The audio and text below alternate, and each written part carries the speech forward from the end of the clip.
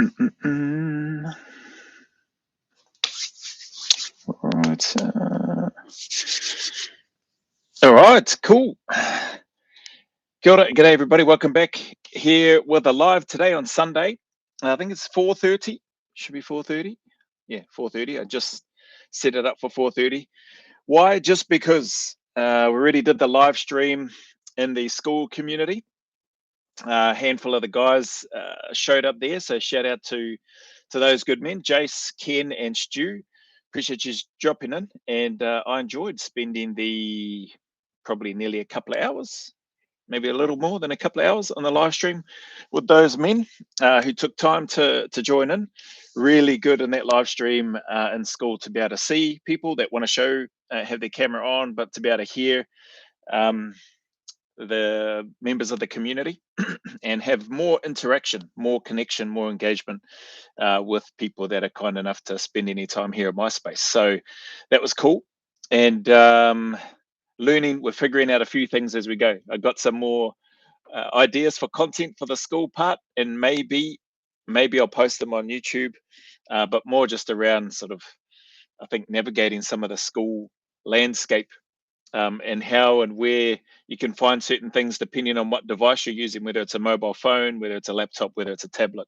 So I usually just use mobile phone and a laptop. I don't have a tablet, but obviously things display and show a little bit differently depending on the type of device that you're using.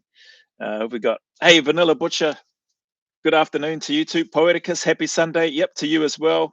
Is this a stream just because? Yes, this is a stream just because, but I actually have got some stuff that I want to talk about, which I will gladly do anyway, just to get my 2 cents across or get it out there in the interwebs somehow anyway.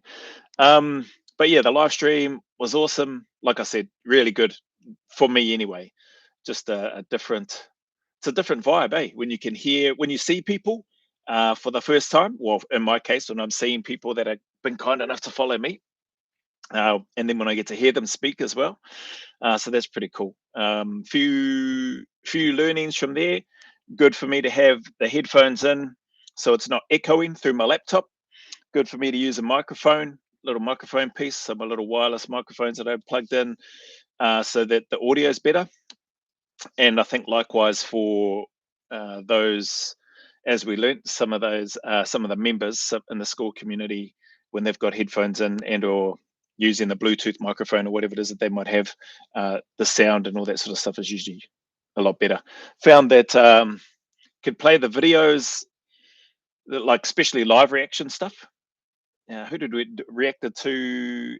Josh Jacobson, ex QNZSAS, on a. I haven't got the clip up open now, but him being interviewed. What do you call them? He's part of the Greens Party here in NZ.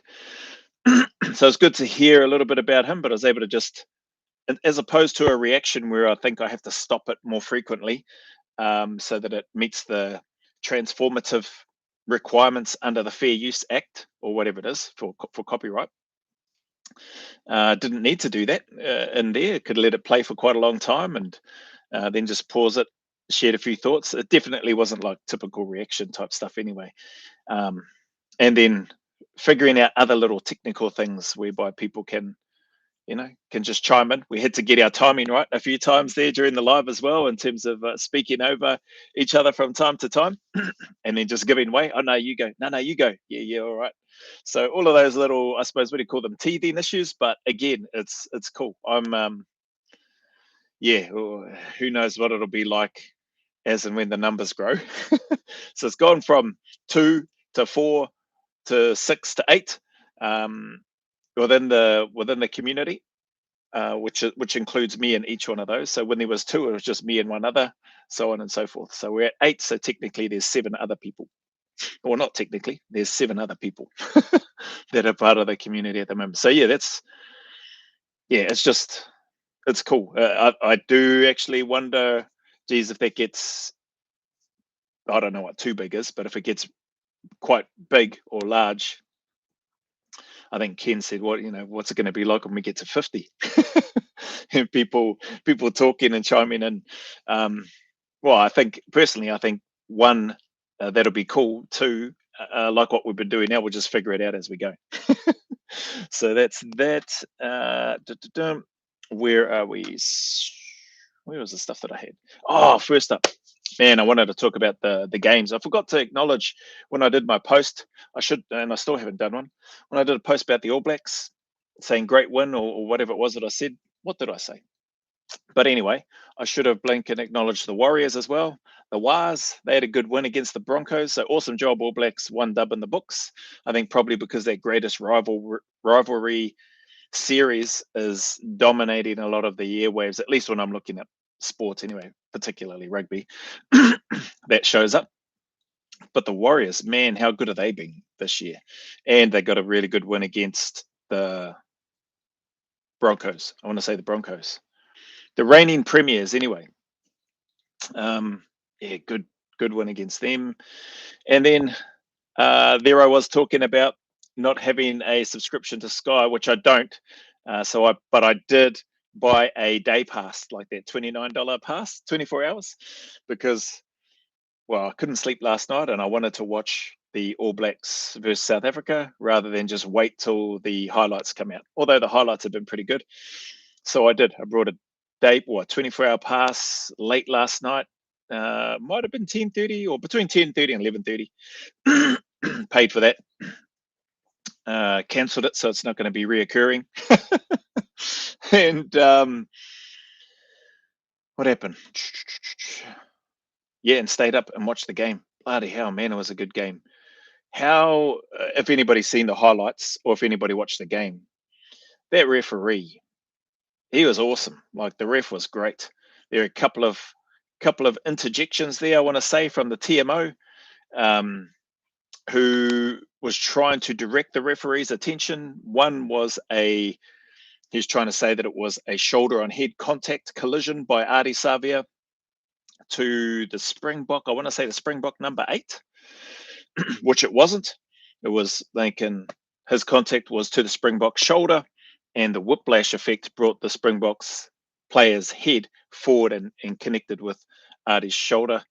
It wasn't a massive collision by the looks of it, but it still would have, it wouldn't have tickled being on the other end of that. But the ref made a really good call there when he looked at that and goes, yeah, that's not what I'm seeing. And then Dave Rennie gives a really good explanation at the end as well. He goes, he feels that it was the right call. Likewise, acknowledging Rassie Erasmus, really humble, like, coach in terms of his acknowledgement for the referee's right decisions and the way that his team played and the way that the All Blacks played. So this is an awesome rivalry and just really seems like really respectful coaching groups and no doubt the players. Shout out to Damien De Allende, I think his 100th cap for the Springboks. So that's pretty awesome. Man, blinking big boppers. The South Africans move well. But anyway, where was I? The ref and the call on that one, he got that right. So Dave Rennie was talking about when you are in the upper body and you make the collision, you'll see the player's head come forward first. So the player's head comes forward first because the collision's on the upper body. I like this description. Player's head comes forward and then you'll get that head collision onto somebody's shoulder. Whereas he said if the player, if it's a direct shoulder or head on head or whatever to the opposition, you'll see the player's head go back first. So if Ardie's shoulder had a whacked into the player's head first, which is what the TMO was saying happened, then that player's head would have gone backwards first and then come back. Whereas it went into the shoulder, you can see it clearly on the replay, and then his head snaps forward and then collects Ardie's shoulder. The other one was against Luke Jacobson. The TMO interjected again. Forget which parts of the game these were in, first or second half. Might have both been in the second half. I'm not too sure. Both in the first half. But he was trying to say that it was an illegal clean out, which prior to and playing the 9, which led to the number 9 for South Africa knocking the ball on. And so he went and had a look. So to the referee's credit, I think he just did a great job. He stood his ground, explained what he saw after listening to what the TMO had to say, and then stuck by his decision, stuck with his call as the referee on the ground, as the actual person in charge of the game. the TMO's not the person in charge of the game. They're there apparently to be looking for, and don't quote me on it, but they're supposed to be looking for any foul play or off the ball play that is illegal or something like that, and then make the referee aware as they need to. So I suppose maybe the TMO thought that maybe they legitimately thought that those things were illegal, but hopefully, especially after Dave Rennie's explanation, and especially after what you saw in the footage and where Artie made the contact with the South African player, hopefully that TMO will go, oh, well, actually, that's a good point. I can learn from that, and I'll look out for that next time. And similarly with the Luke Jacobson one, I think they tried to say it was an illegal clear out or something like that, like I said. And as the referee watched it, he goes, no, the South African player is just standing in the road. The black player wants to come in and conduct the clean out, which he's entitled to do.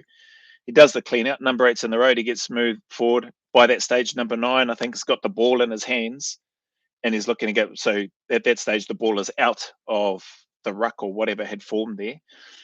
And so then the All Blacks player is within his rights to go and try to affect the tackle. And it just so happened that as he went through and tried to do that, caught the South African player across the arms, and the South African player halfback dropped the ball, which was a knock on. So, yeah, it was awesome. I just thought it was really good refereeing by the ref, by the man in charge. He stopped, he listened, had really good control of it.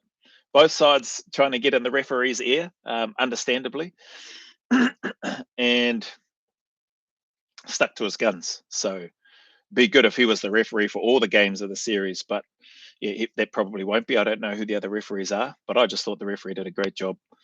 Thinking old, what's his name? There were some things, I don't know what have people got here? Happy Sunday. Oh, yeah, Rubber Kiwi's here. Is that legal poetics? Do they call it breaking ground? Live on school a couple of hours ago was great fun. More the merrier. Get you. I still got to sort new age banking things. He pauses to breathe over there. Well, the other good thing about that too, Rubber Kiwi, is that you guys can help control the breath. When you fellas, because you can just chime in, but you have been very kind in letting me yap away over there still. But yeah, it was nice, I thought anyway, to just let that video play for a bit, especially the Josh Jacobson video. Where the heck was I? Oh yeah, the game itself. Man, there's a few things. Obviously, Will Jordan, try scoring machine. Great to see Josh Morby get over as well, dot down. Fabian Holland, Lincoln, heck, what a game he had.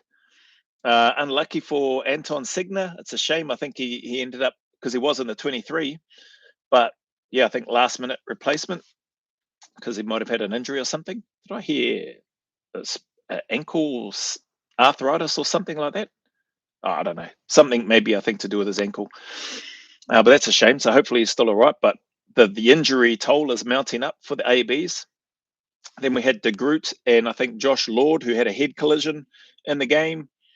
So both of those guys had to go off. I think Ethan De Groot had a puckaroo knee early doors into the start of the match as well. So that may have been why the scrum really struggled. We'll talk about that a bit as well. What else is there? Were there any other injuries for the ABs? I don't know if there were any other injuries for the ABs, but man, what a tough game. Springboks, man, they brought the heat, especially in that blink and set piece scrum. Whew. Like, just when I was watching that, I was like, oh no. But yeah, they were just like hammering. And then old George Bauer, I want to say, come on, they can steady the ship. It seemed like they even got a penalty going in their own way.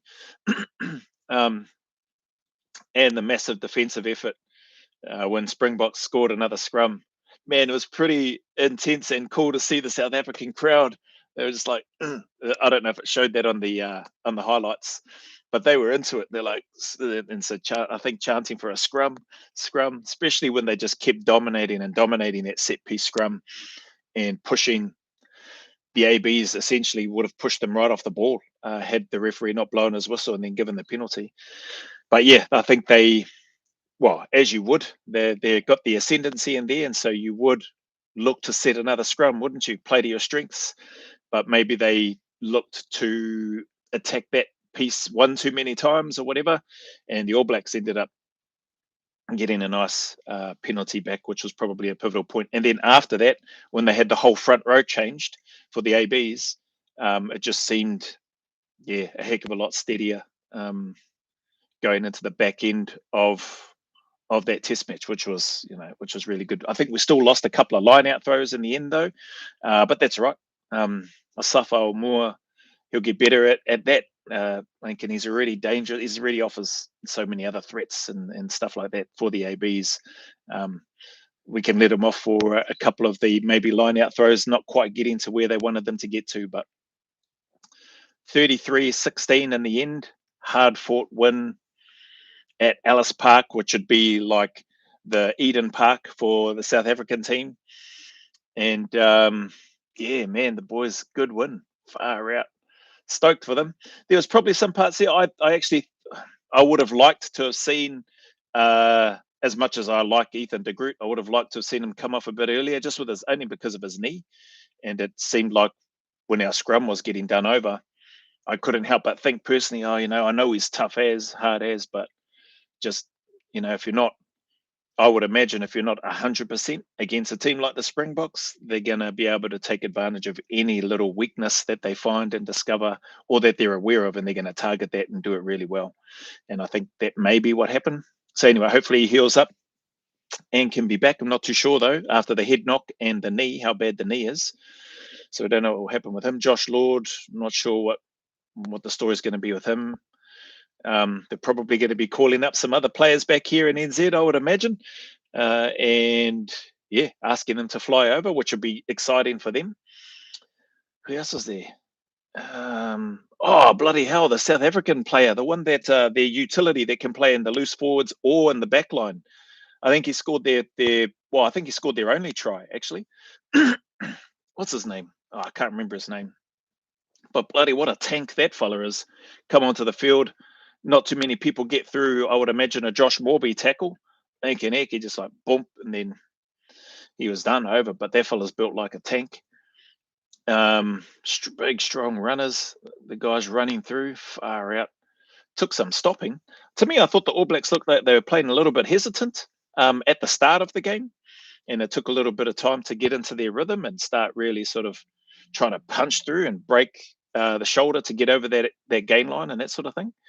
I don't know. That's just the initial observation that I had. Maybe there's some nerves, I don't know how many of the players there, it was their first time playing in Ellis Park against a Springbok team. They probably mentioned it in the build-up, but I probably just wasn't paying any attention to that. And and bloody, what's his name? Will Jordan again. I actually thought it looked like one of the support staff for the All Blacks must have come onto the field in the second half and asked how he was doing. And I could see Will Jordan reading his lips saying, I'm all right, I'm all right. So he must have got asked. He looked like he was a bit tender. I don't know whether it was his shoulder. He looked like he was on the ground a couple of times in a couple of those plays after making tackles.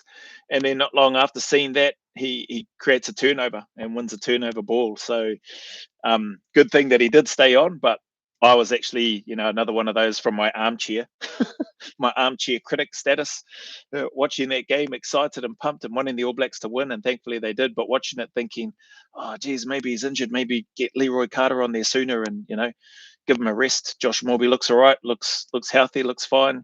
But as it turns out, I think they ended up taking Morby off, and Leroy Carter came on in terms of the back line. I think Anton Leonard-Brown came on as well, I want to say. Maybe I got that wrong, but I think he did. Kuntu Paya played well. Geordie Barrett, solid game. Far out that strip. Just everything running through my head right now. That strip against Springbok hooker, Malcolm Marx, he was in for all money. Their maul after kicking into the corner, their intention to play the South Africans, they were looking for tries. They were looking for meat pies, those fellas, to blink and go with the size of their blinking tree trunks and their necks. They were definitely looking for meat pies, but All Blacks did awesome to hold them to just one try over 80 minutes. Springboks only scored one try. All Blacks ended up scoring 4 2 Will Jordan, 1 Fabian, 1 Josh Morby, I think. Yeah. But man, that's super impressive, I think, anyway. Exciting. Good for them to get the first dub under their belt. All the ABs played awesome.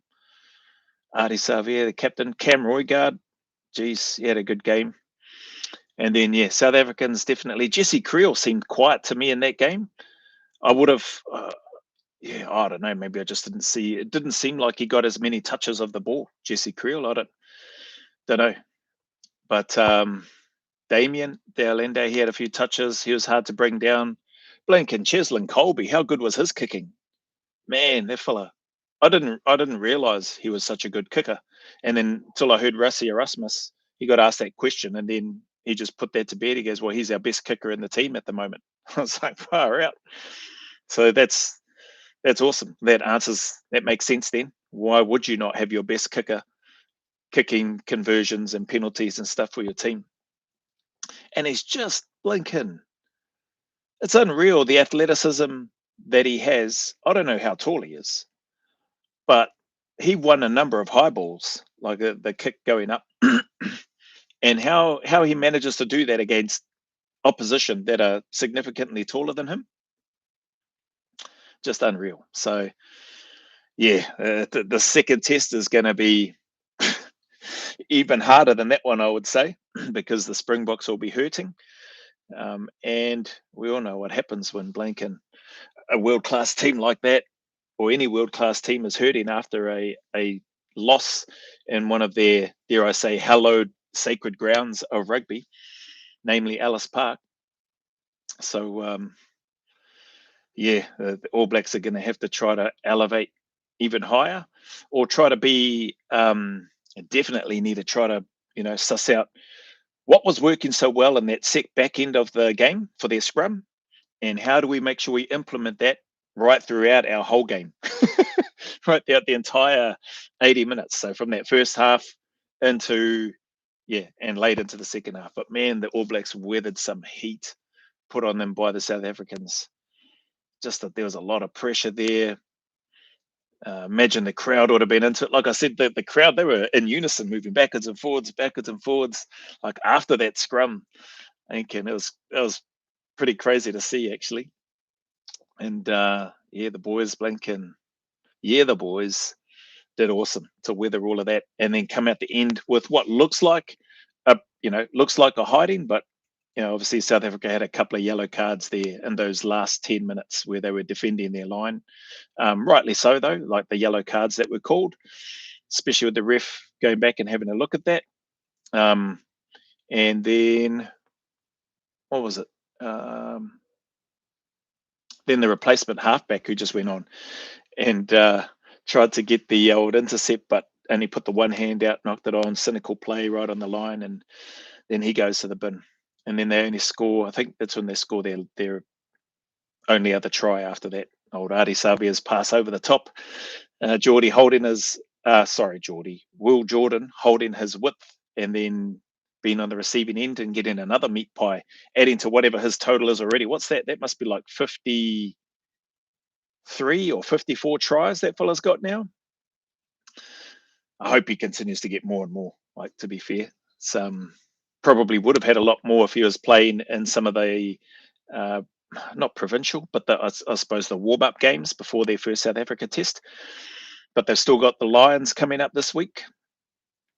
Who knows? Maybe I might buy another 24-hour pass. Actually, I shouldn't. Nah, if I do that, I should have bloody just got a monthly pass. So the Lions, I think, coming up this coming week. I'm not sure what day that is, Tuesday or Wednesday for us, maybe Tuesday for them. And then South Africa again, man, with the injuries. Far out. Who's gone so far?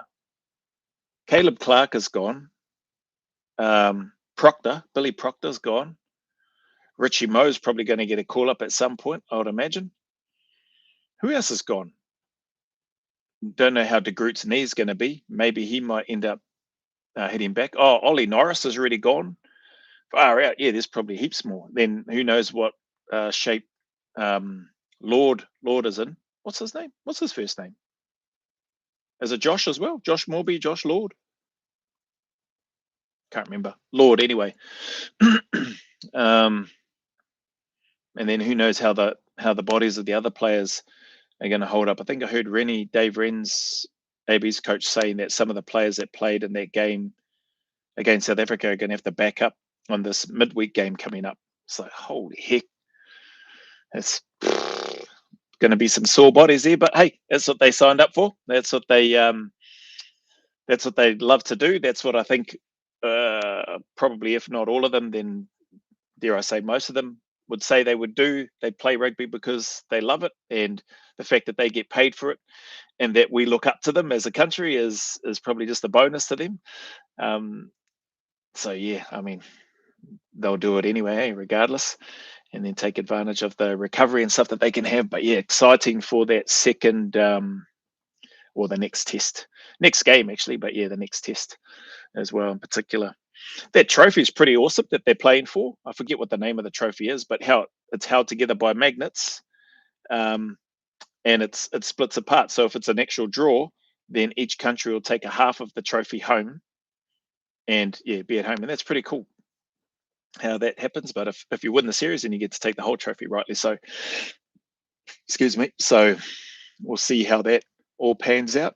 The two previous captains from the 1996 touring party, Sean Fitzpatrick for the ABs, and I don't know what the South African captain's name was, but seeing them walk out with half of the trophy each, and then connecting them on the little stand, and that South African national anthem. Pretty cool to see 660 Machu singing the national anthem for Aotearoa, and then hearing the South African national anthem. Yeah, one of the best. US national anthem and the South African national anthem. Those two, probably, in my opinion, like right up there in terms of national anthems that I like outside of the New Zealand and the Australian one. Yeah, definitely US and South African national anthem, both equal to me, I reckon, when they're sung well anyway. Half-hour video covered in under 9 days. New record. He's no Ian Jones. Who's that? Oh, Fabian Holland. Ian Jones, eh? How good. Robin Brooke, Ian Jones. Oh, Zinny.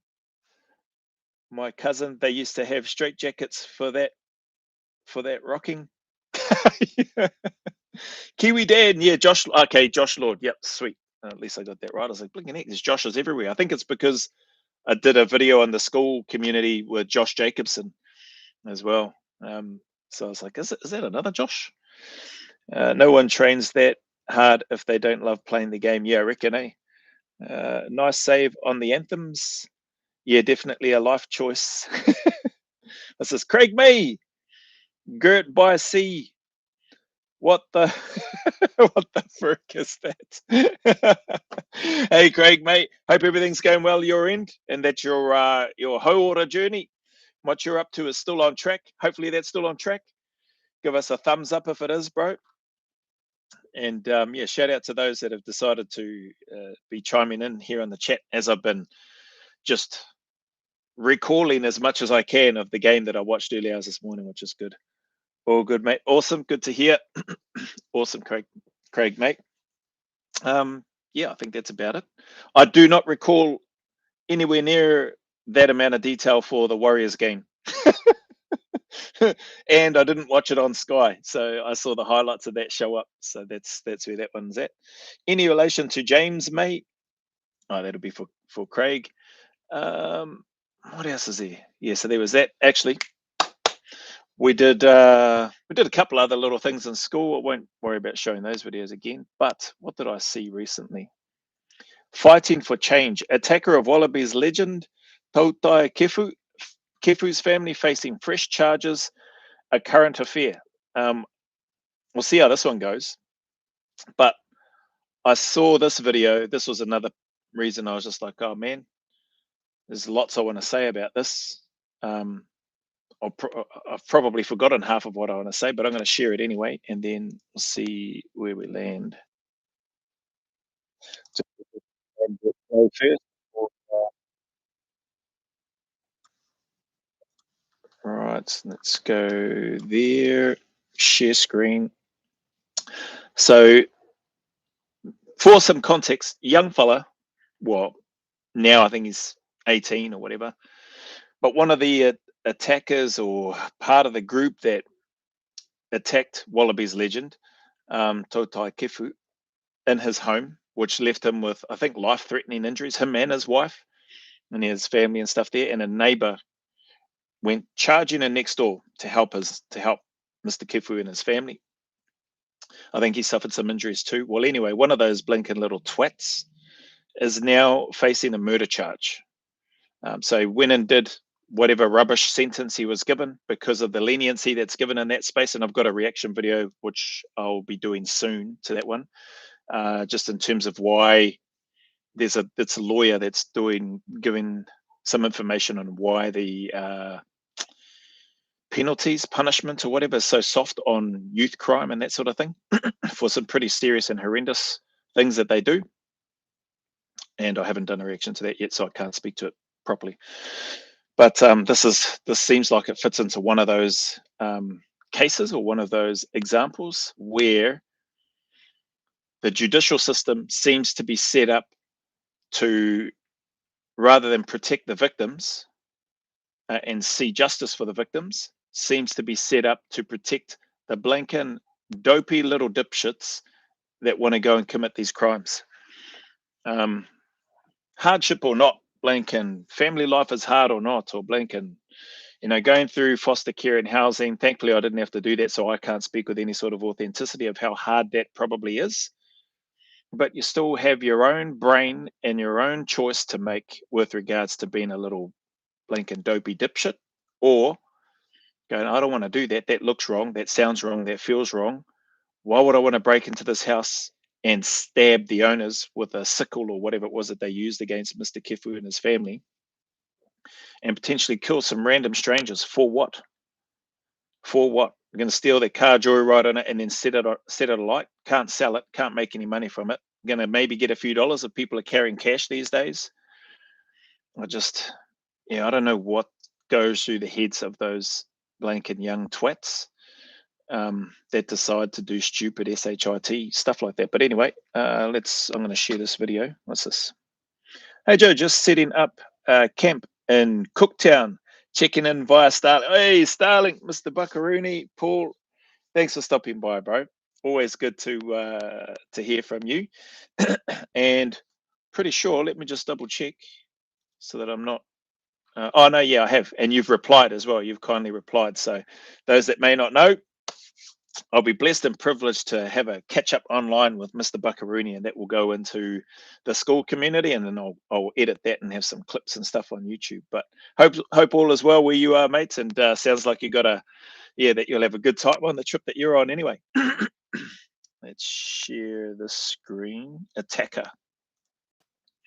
So you should be able to see that. He was the 13-year-old getaway driver the night Wallaby great Totai Kefu and his family were attacked by teen home invaders. After serving a pitiful sentence, he's now been charged with murder. Kefu's neighbour, Ben Cannon, raced to help that night and hasn't stopped fighting for change since. So this feels personal. It's broken him.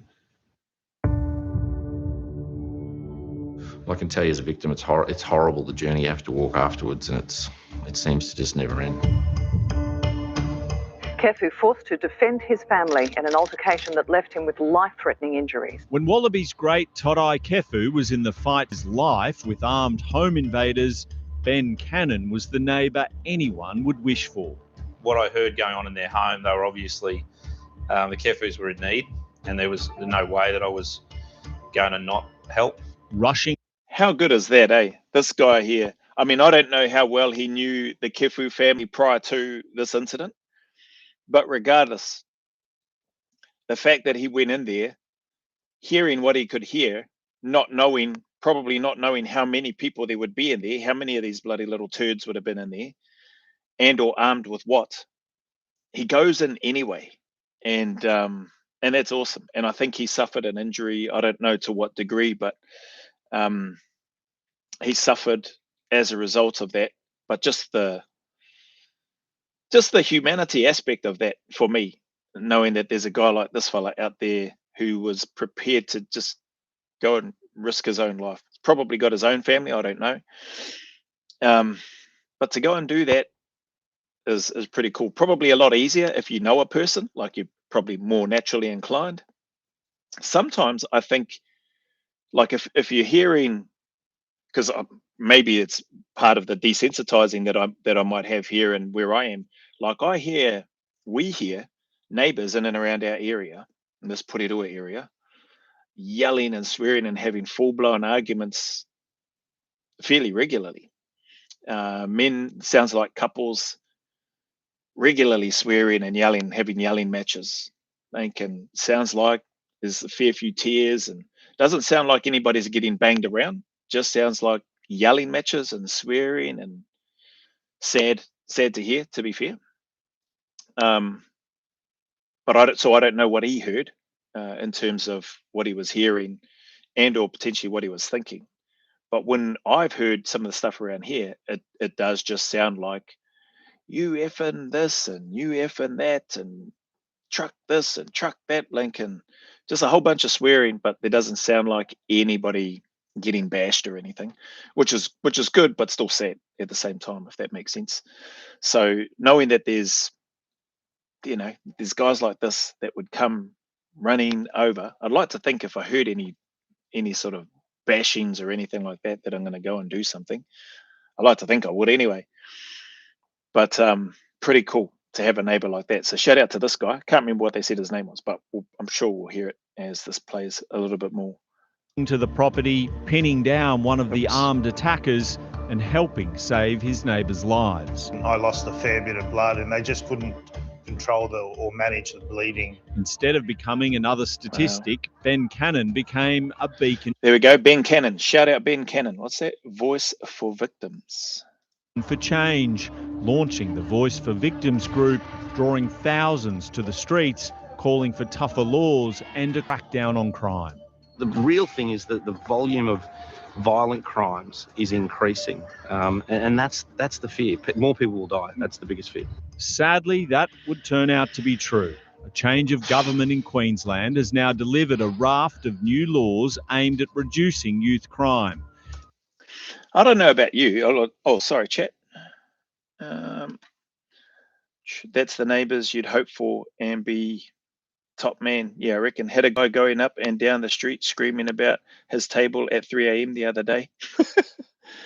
That's a wild barbecue. Yeah. I mean, I have come across, and you see people just randomly on the street talking to themselves, and who knows what's going on upstairs in their heads. But yeah, like people like that, not too, you keep an eye on them is what I would recommend to anyone. Well, I know I do. If I do see somebody like that, keeping an eye on them, because you don't know what's going to happen. But different story, like in terms of if you see and or hear, or even if you have that gut feeling that something bad is happening, whether in this case, like this guy with the kefus and being the neighbor that he is, like, yeah, 100%, you want a neighbor like that. But there's the laws and stuff that are there which protect the young people, for starters, and then give such lenient, or in my opinion, lenient punishments, penalties for some pretty, horrendous crimes that I think they know, by and large, to a degree, that they can just get away with. I think they know that they can just go and do what they want to a degree, and that if they do get caught, they're like, that's all right. I'm just a juvenile, or whatever the wording is. What's this? I'm not sure if new laws are the answer, since they are already breaking laws. Yeah, I think probably new laws, maybe in the form of harsher penalties, I think is probably maybe what they might be meaning, that this guy, Ben, probably after harsher penalties, to, I don't know whether that's to try to make it more of a deterrent and or to actually put the victims first. What I can and would say personally, I mean, as bad as it may sound, well, I don't think it sounds bad, but regardless of what age somebody is, if they break into my house where my family is, or people that I care about and love, then I'm going to do everything everything that I feel I need to do to protect mine. And yeah, I don't know what that means from a legal perspective or what the courts of law will say, but I'm pretty sure I'm going to be able to give rationale as to why I did what I did based on what these bloody little retards decided to do. It's just hope.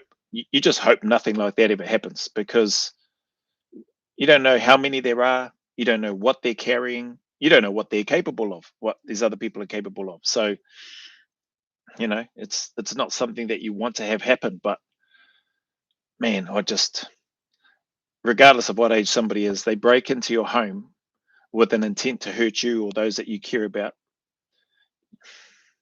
They can, oh well, you know, you get whatever happens to you happens to you, and yeah, you just hope that doesn't happen. But I think if and when that doesn't happen, and say in this case of the Kefu family, badly hurt, neighbor comes and helps, manages to detain one of them or restrain one of them, police get there. Like, all the justice system seems to be doing, at least in my head, is just perpetuating that and just allowing the cycle to continue. Like, there's not enough of a deterrent to put people off doing stupid trucking stuff like that, which is crazy. But the hangover of the inaction that created so many thousands of victims continues to be felt. One of the teen offenders involved in the Kefu attack was freed after serving his tiny sentence and is now back before the courts, charged with a crime even more violent: murder. "5 years on, here we are again. The merry-go-round of the justice system continues." Merry-go-round is a good description, all right. Yeah, I think you hope it's avoidable, but it seems like it's not. The system gives people second chances, and it seems so often they don't take advantage of them and, you know, kick it back in community's face. How did you feel when you heard that one of the offenders... And that's a really good point. I mean, I've seen a lot of that in terms of having the privilege to work in some of the places that I've worked in, and youth and adults included. And a lot of the adults stem from their youth journey through to adulthood and continuing. And it's just that revolving door, the merry-go-round. They get back on it, do stupid stuff, they fall off, they get incarcerated, or they serve whatever blinking small penalty, I think they said, or small sentence the young fella served. And then they just go bigger and bigger and bigger. In this case, I don't know how you get much bigger than murdering somebody 5 years later. Yeah, I mean, I don't know what the answers are. I wish I had the answers. If I had the answers, blinking heck, there'd be some that would be great if I could answer it, or if people could answer it. Clearly, people don't have the answers. People are trying with really good intentions, offering suggestions. There are things that I'd love to try, and I think the government's trying to do that with some of the boot camps, but it's not necessarily boot camp. It's more like mainstream, blanket, mandatory service for a period of time. You know, 24 months, 2 years would be good, which could help. But even then, I mean, you can see some of the stuff on YouTube. Those people that don't want to be in a place like that, and they just choose to rebel or act like retards, being idiots. These days, like, it's different. You can't just tune somebody up. You can't just take them around for dead ground counseling, basically giving somebody the bash or giving somebody a hiding out of the sight of others. And that usually, like, as bad as it may sound, that usually sorted people out. From, at least in the military anyway, when I was coming through. Thankfully, I wasn't one of those that needed to be taken for dead ground counseling, because I actually wanted to be there, but also I wasn't trying to be a dickhead. So I wanted to try to be as good a soldier as I could, and to go on and serve. But there are some people that I think, yeah, I think they maybe want to appear to be like they're soldiers or whatever, but want to still continue being blinking brainless little twats. It's interesting, but yeah, like that stuff, if that sort of environment still existed without the fear or worry for instructors or leaders being charged with assault, and some, don't get me wrong, some may have taken it too far. I never came across that, but I definitely saw some blinking, dare I say, rat bags get a bit of a hustles, and then that straightened them right out. Like they weren't going around acting like that again, and or if they weren't happy, then they got out. Like they discharged. Like, see you later. Like, good, we don't need you here then. If you're going to act like that, we don't need you. Either the hiss huss huss will sort you out, and you will switch on, and you'll go, okay, yeah, I'm not doing that again because it's not worth it. Or you'll have a sook and then go, yeah, I'm not staying here. They're bullies. They pick on me or whatever. Well, no, you only got the slap around because you're a blinking idiot. But yeah, we can't do that these days. I think there's all the not even able to give your own children a smack or a slap on the backside if they've been playing up. Like, again, as much as I didn't like getting a hiding from my mum growing up, when she gave them to me, I likely deserved them. There's some there that I remember that I definitely deserved, and there were others where I probably think, geez, that was probably a bit overboard, but I learned from it. I learned, don't do that again, don't do that again. I'm definitely not doing that again. And if I do, well, then I can expect to blink and be like, snot coming down my nose and tears running down my face. So, yeah, I just think there's some benefits to it within reason. There are some parents, obviously, there's been a lot of violent stuff here in NZ, even when we're still living in Australia, sadly, tragically, in regards to young children being killed as a result, which was just, I was like, holy heck, so that's at the other end. That's out the gate, where the use of too much force, is force the right word? Just uncontrolled anger, sounds like, with regards to going to that extreme to the point whereby your children die. It's just, yeah, that's nuts. But anyway, again, like I said, I don't have the answer. What's the fine balance? I don't know. But the people that, like my mum in particular, she seemed to find a balance to be able to put enough fear up me, and to also be able to give me enough hidings at the right times to blink and stop me from being too retarded. What's in here? Got the notification. It's 6:12. Why am I up? Yes. Why are you up? Have a sleep in. Have a rest. Depends on the lawyer. Doing it either way. Just curious. What's this? Oh, sorry. Chat. Blinking egg. I've missed heaps. Prevented a guy trying to kidnap a young girl earlier in the year. Some people are beyond help, eh? I think there's some truth to that, Poeticus. Do we have American style stand your ground laws where you can defend yourself in your home without being prosecuted? Not sure. Yeah, I don't know. I'm doing it either way. Just curious. Yeah, I'm with you, Rubber Kiwi. I mean, I'm defending what's mine and the people that I care about, regardless of what age those people may be. But I also hope that never happens. Poeticus, depends on their lawyer. As far as I'm aware, defense is barely a thing. Yes, same. There's got the notification. Yeah, maybe the notification was on. There's and went ding ding. But great to have you here anyway, bro. Second chance is great. Everyone should get one. It's the 197th chance I have issues with. Agreed. Yep. The YouTube notifications don't take no for an answer. Post a video on school about Kiwis in Ukraine, since we're talking about kids. 7 to 8 minutes long. Okay, cool. Thank you for that. I'll have a look. Turn them off and you get a notification saying no. Yep, that put a few laughs on people's faces. That's what there's. Just lucky I have a big backyard. Plot twist, I am the hit team. A dog is the perfect home protection. Yeah, that's true too, eh?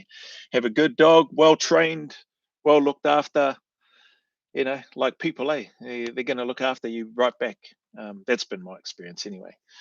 Don't have a dog these days, but I can't wait till I can. We can't have one where we are at mum-in-law's place. They're she's not a dog person. So that's all right. Yeah, anyway, let's come back to this. In your case, has now been charged with murder. Like, you kind of have invested so much in it that you can't help but take it personally. Pretty devastating and disgusting that this is where it's gone to. Ben Cannon was injured during the attack and, after attending court on sentence day, described the punishments handed down as an insult. Wow. The sentencing process is it's a frustrating place for a victim. I wonder what the sentencing was. Maybe he's going to talk about it. Because all the cards that are played seem to be in the favour of the criminal. I've never been to a courtroom that the criminal isn't sorry, and that the judge somehow sees that level of sorrow as some sort of get out of jail free card. Ben Cannon is still haunted. Man, that's an interesting point.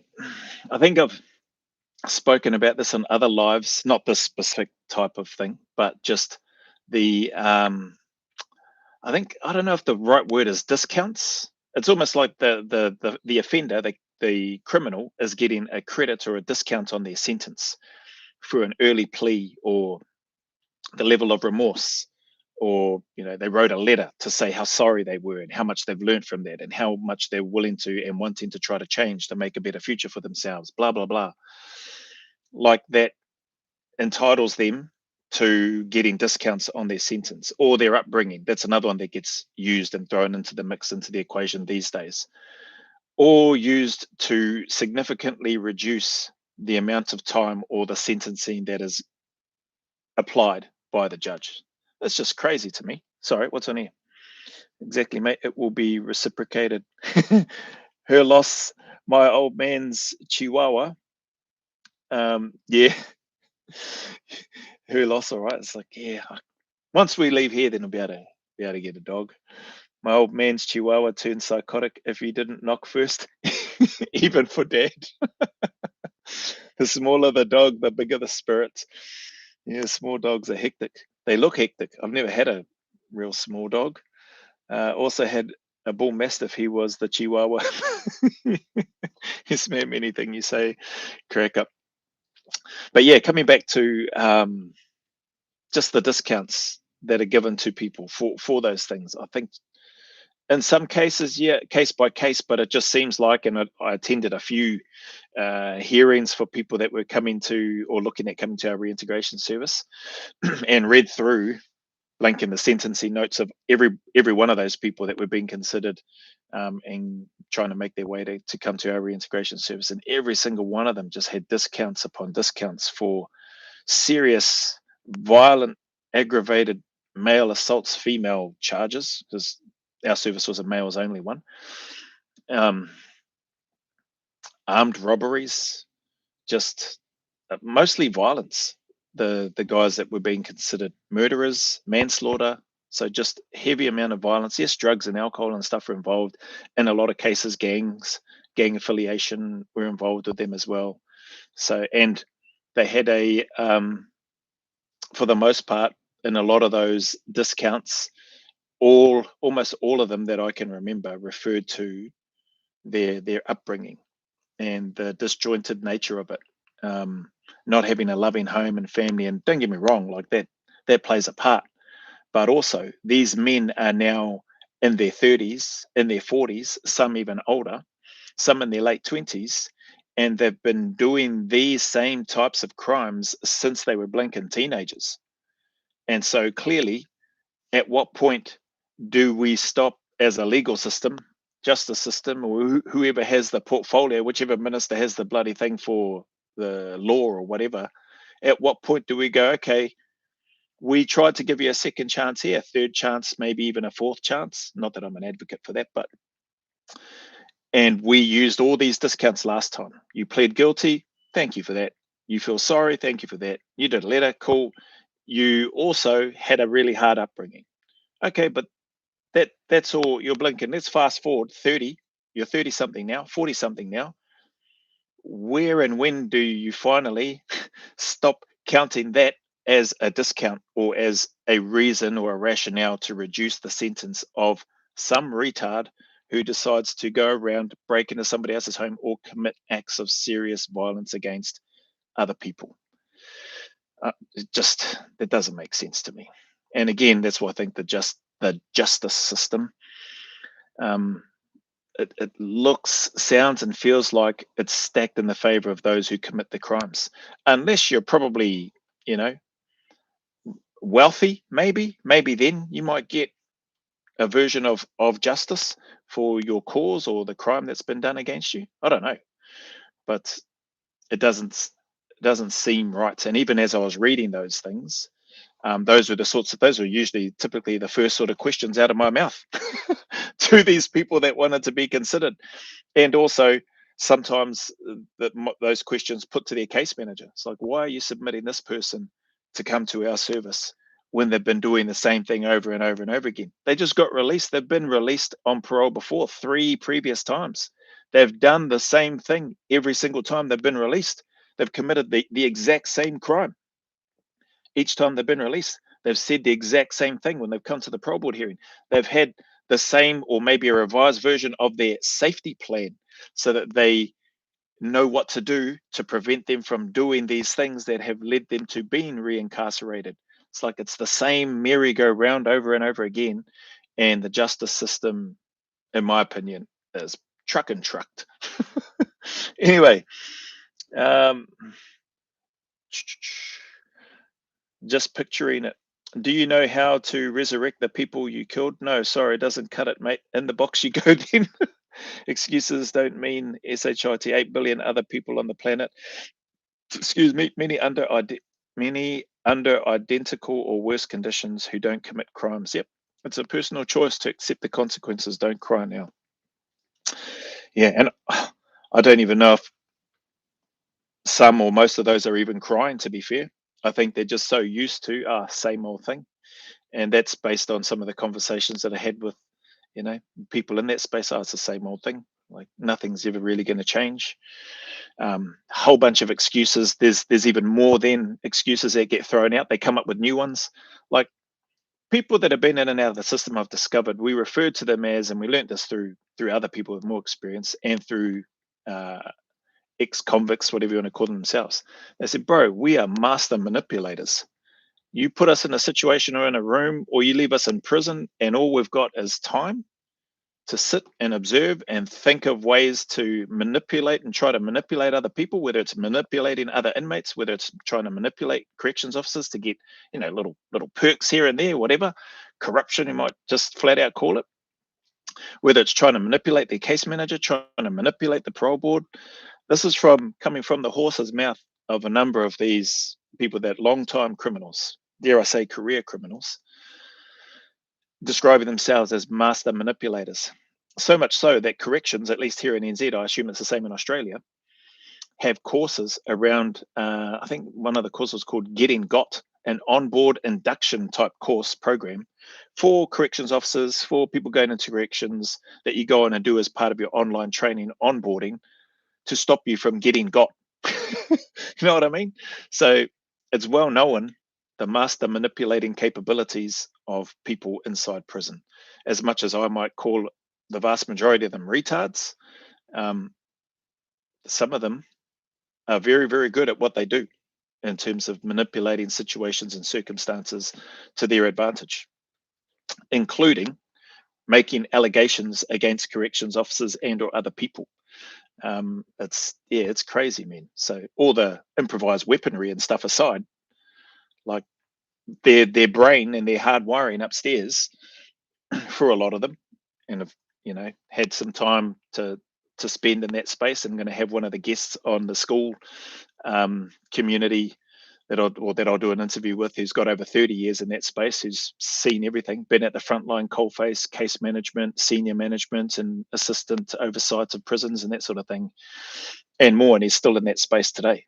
And so there'll be other things that inmates will come out with, saying that they're institutionalized, which is, to be fair, like that is real. That does happen. And we had a few people that were on life sentences, out on life parole, that just couldn't hack it. We're out for a few months. They didn't reoffend. They did. They had to do something So they didn't actually offend or hurt anybody, but they knew I suppose the parameters of their parole conditions, so much so that if they spoke about potentially doing something, that would trigger a recall. So, those lifers that have been in prison for 27, 30 plus years, we're trying to give them an opportunity and helping them, and they started off good, and then just, they started to just become overwhelmed with everything. So I realize and acknowledge that there is an element of that sort of stuff, and they just felt safer inside. So they're back inside now. Is that a good thing? I don't know. Good for them personally. I mean, is it a good thing? I'm not sure. I do think a lot of that was just fear related for them, because they didn't do anything wrong whilst they were with us, as far as we knew anyway, and there were no reports that came through.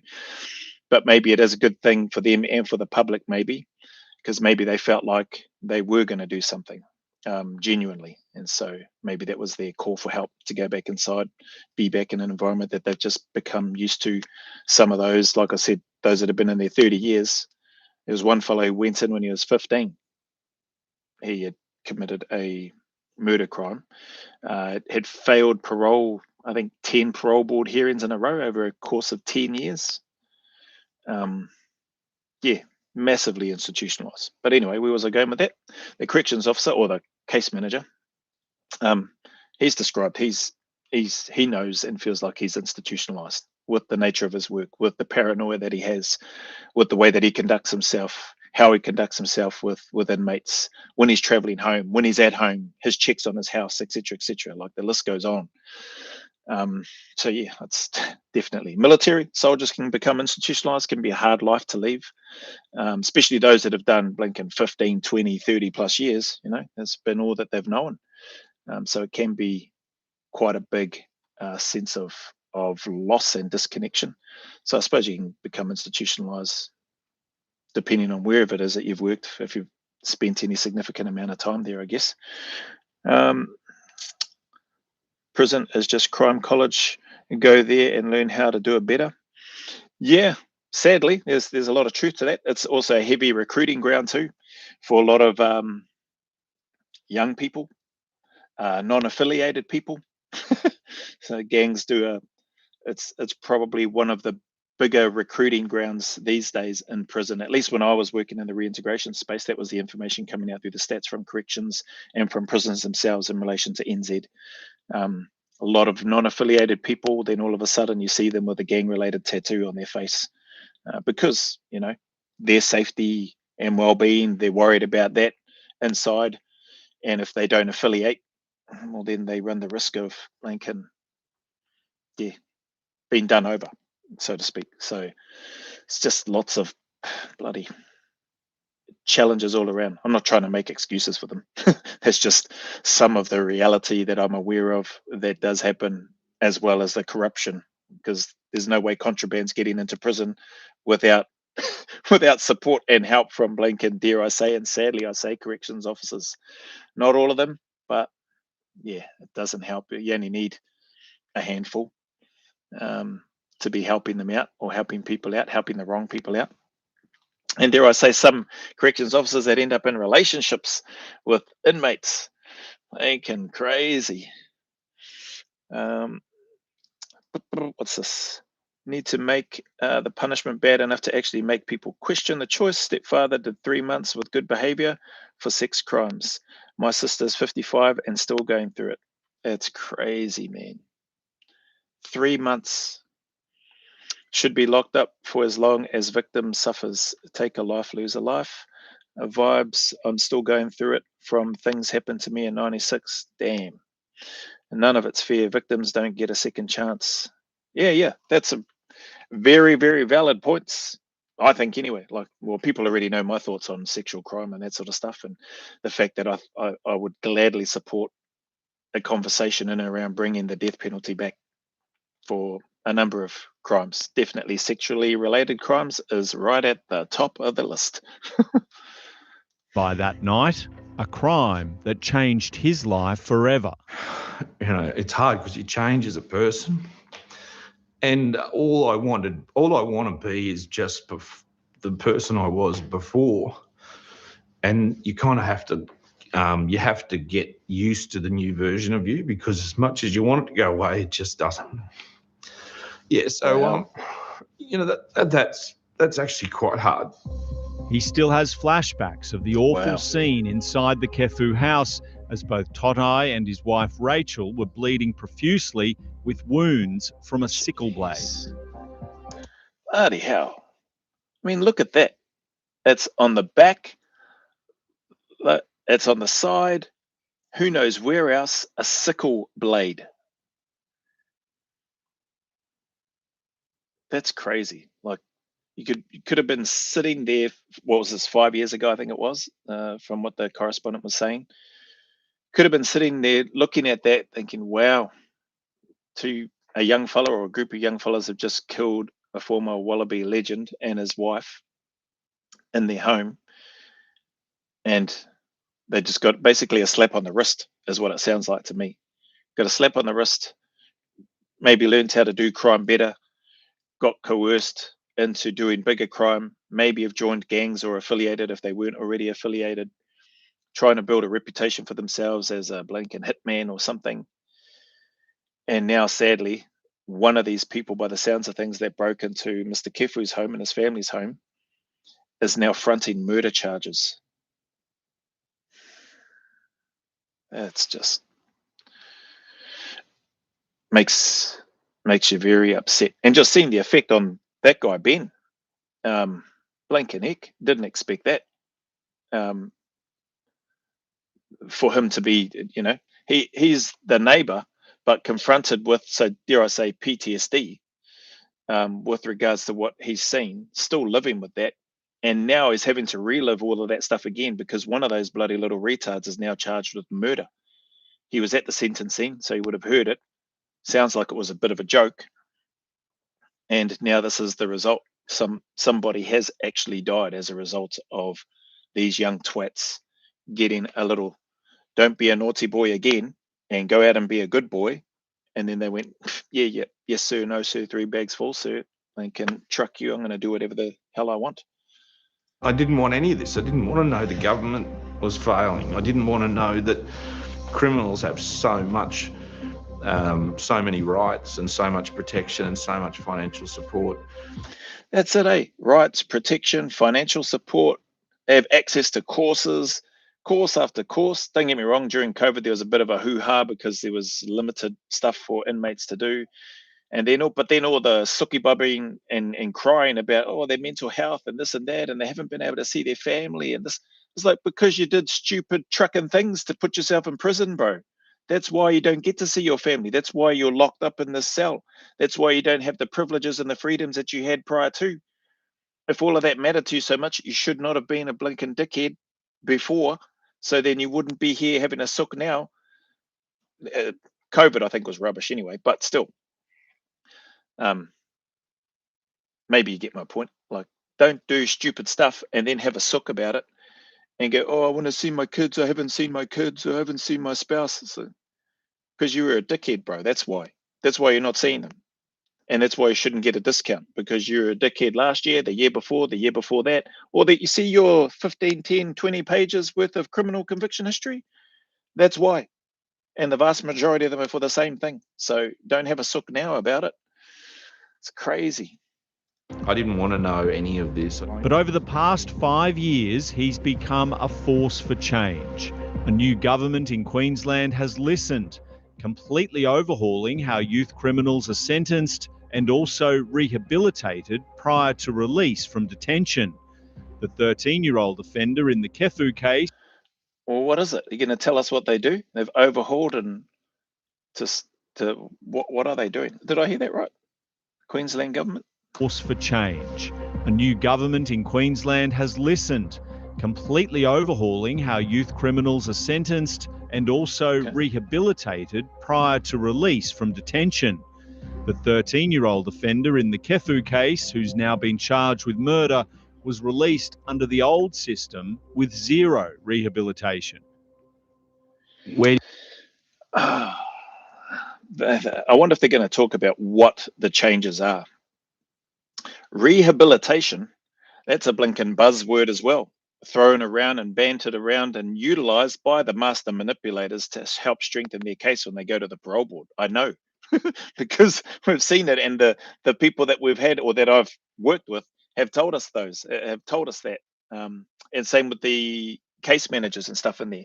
Hence why they were surprised when we implemented, like, when our service, at least when I was there, other services didn't worry about asking for reports on their rehabilitation program, whether it was violence and aggression, a lot of stuff. So medium intensity rehabilitation program, or MERP was one of them. STIRP, special treatment something rehabilitation program. I forget what the U was for. But anyway, there's STIRP programs, MERP programs, blank, and violence and offending, whole bunch of courses. There's obviously all the sexual ones, but I don't mention those because we weren't looking at, and we didn't have sexual offenders in our service. But there's all these access and resources, but they're just box ticking exercises for, by and large, for these master manipulators. They know that it looks good on paper. That gets presented to the parole board when they go up for parole. I'm not talking about juveniles and youth and that sort of thing, but they have similar programs for young offenders. And if you can cast your mind back to what you might have been like in school, I know I can cast my mind back to what I was like in school, just blank and not very attentive, wondering what I was going to do at blank and recess and lunchtime and after school, thinking about just playing sports and that sort of thing and not really paying attention in class. A similar sort of thing with those rehabilitation programs. They'll look to do just the bare minimum. And if the bare minimum is just to be a bum on a seat, then that's what happens.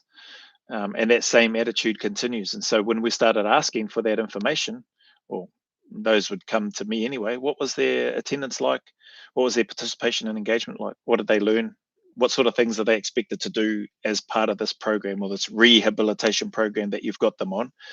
And how is that assessed? Like, where and how are they able to then go and look to implement it and or apply it? What gives you confidence that they've met the requirements, box ticking exercise, that they've met the requirements to give you confidence that they now have gone from a super high risk threat to a low risk? Like, how are they not a moderate based on this is their first program or their 10th program, and we haven't seen any change from their criminal conviction history up till now? So those sorts of things really help set us up, which I'm grateful for during my time there, to get better quality applicants, because before then we were just getting all sorts of rubbish. And then when I started meeting with the case managers and then the general managers or the prison directors and said, hey, this is us, this is what we're looking to do. We're not looking for the box tickers. We're not looking for those that just want to get out of prison and then they think they're just going to carry on doing what they're doing. We're after those that are going to make a commitment. Gang members, they got gang-related tattoos on their face and on their hands, visible parts, face and hands, and on their neck. Yeah. Well, if you want to come to us, are you prepared to get those removed? We've got a laser removal treatment person that can come around and do it every few weeks. Will you commit to that? If they said no, then oh yeah, we're not for you. Like, we're not the service for you, because you're telling us you're prepared to leave that gang life behind, but you're not prepared to leave those gang-related tattoos off the more visible parts of their body. If they're going to leave it on their chest and their back, we didn't go that far.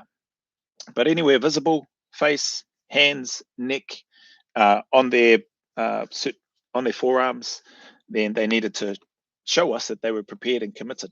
A number of them were, and started working through that. A number of them weren't. So that helped us sort of filter out straight off the jump who seemed to be genuine and who was just blank and all talk. And then when you start getting the reports on, oh yeah, they didn't really engage much. They came and they just sat and kept to themselves. It's like, yeah, we're not interested in them either. Don't send us any of those. So we started getting much better applicants, which saved me more time. Maybe I think that's probably partly why I don't really enjoy reading, because of all the bloody criminal conviction notes and judges' sentencing notes and blank parole board notes and case managers' notes that I've read with regards to other individuals and things like that. But I was never a good or a strong reader when I was in school either, so it probably stems from right back then. But yeah, coming back to here, if they're thinking that rehabilitation, a rehabilitation program is going to be the point of difference, which is going to change things, and if they're thinking and saying this young boy or young man, whatever he is now, was released under the old program where he didn't do a rehabilitation program, honestly, I think they are genuinely kidding themselves. That's just my take. That's not to say that it's just not going to work completely. There may be the odd miracle that happens, and some might get to the stage where they make a change and they're genuine about it. That'd be great. I'm sure that can happen. But I think for the most part, if that's the only change that's happened, a rehabilitation program,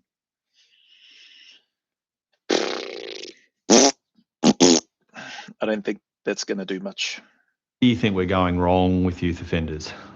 I think we're going wrong because we don't recognise the broken 4-year-old. You know, this is not a justice system issue as much as it is a social and health issue. You know, locking them up is a part of it, and I believe separation from whatever community's created them is important. But we've got to find a way to make them better.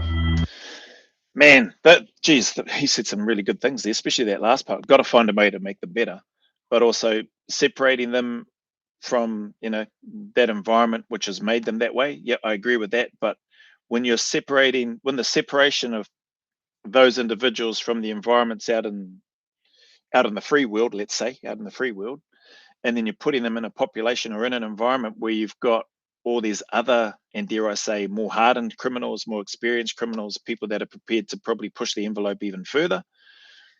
It's hard, man. Like I said, here in NZ, main recruiting ground for a lot of gangs is in prisons, because they know the territory that they control within prisons and within certain blocks and cells and all that sort of stuff within certain areas. And they know that their ability to rule with fear and intimidation, scare tactics, all that sort of stuff, whatever you want to call it, is, I think, a powerful tool.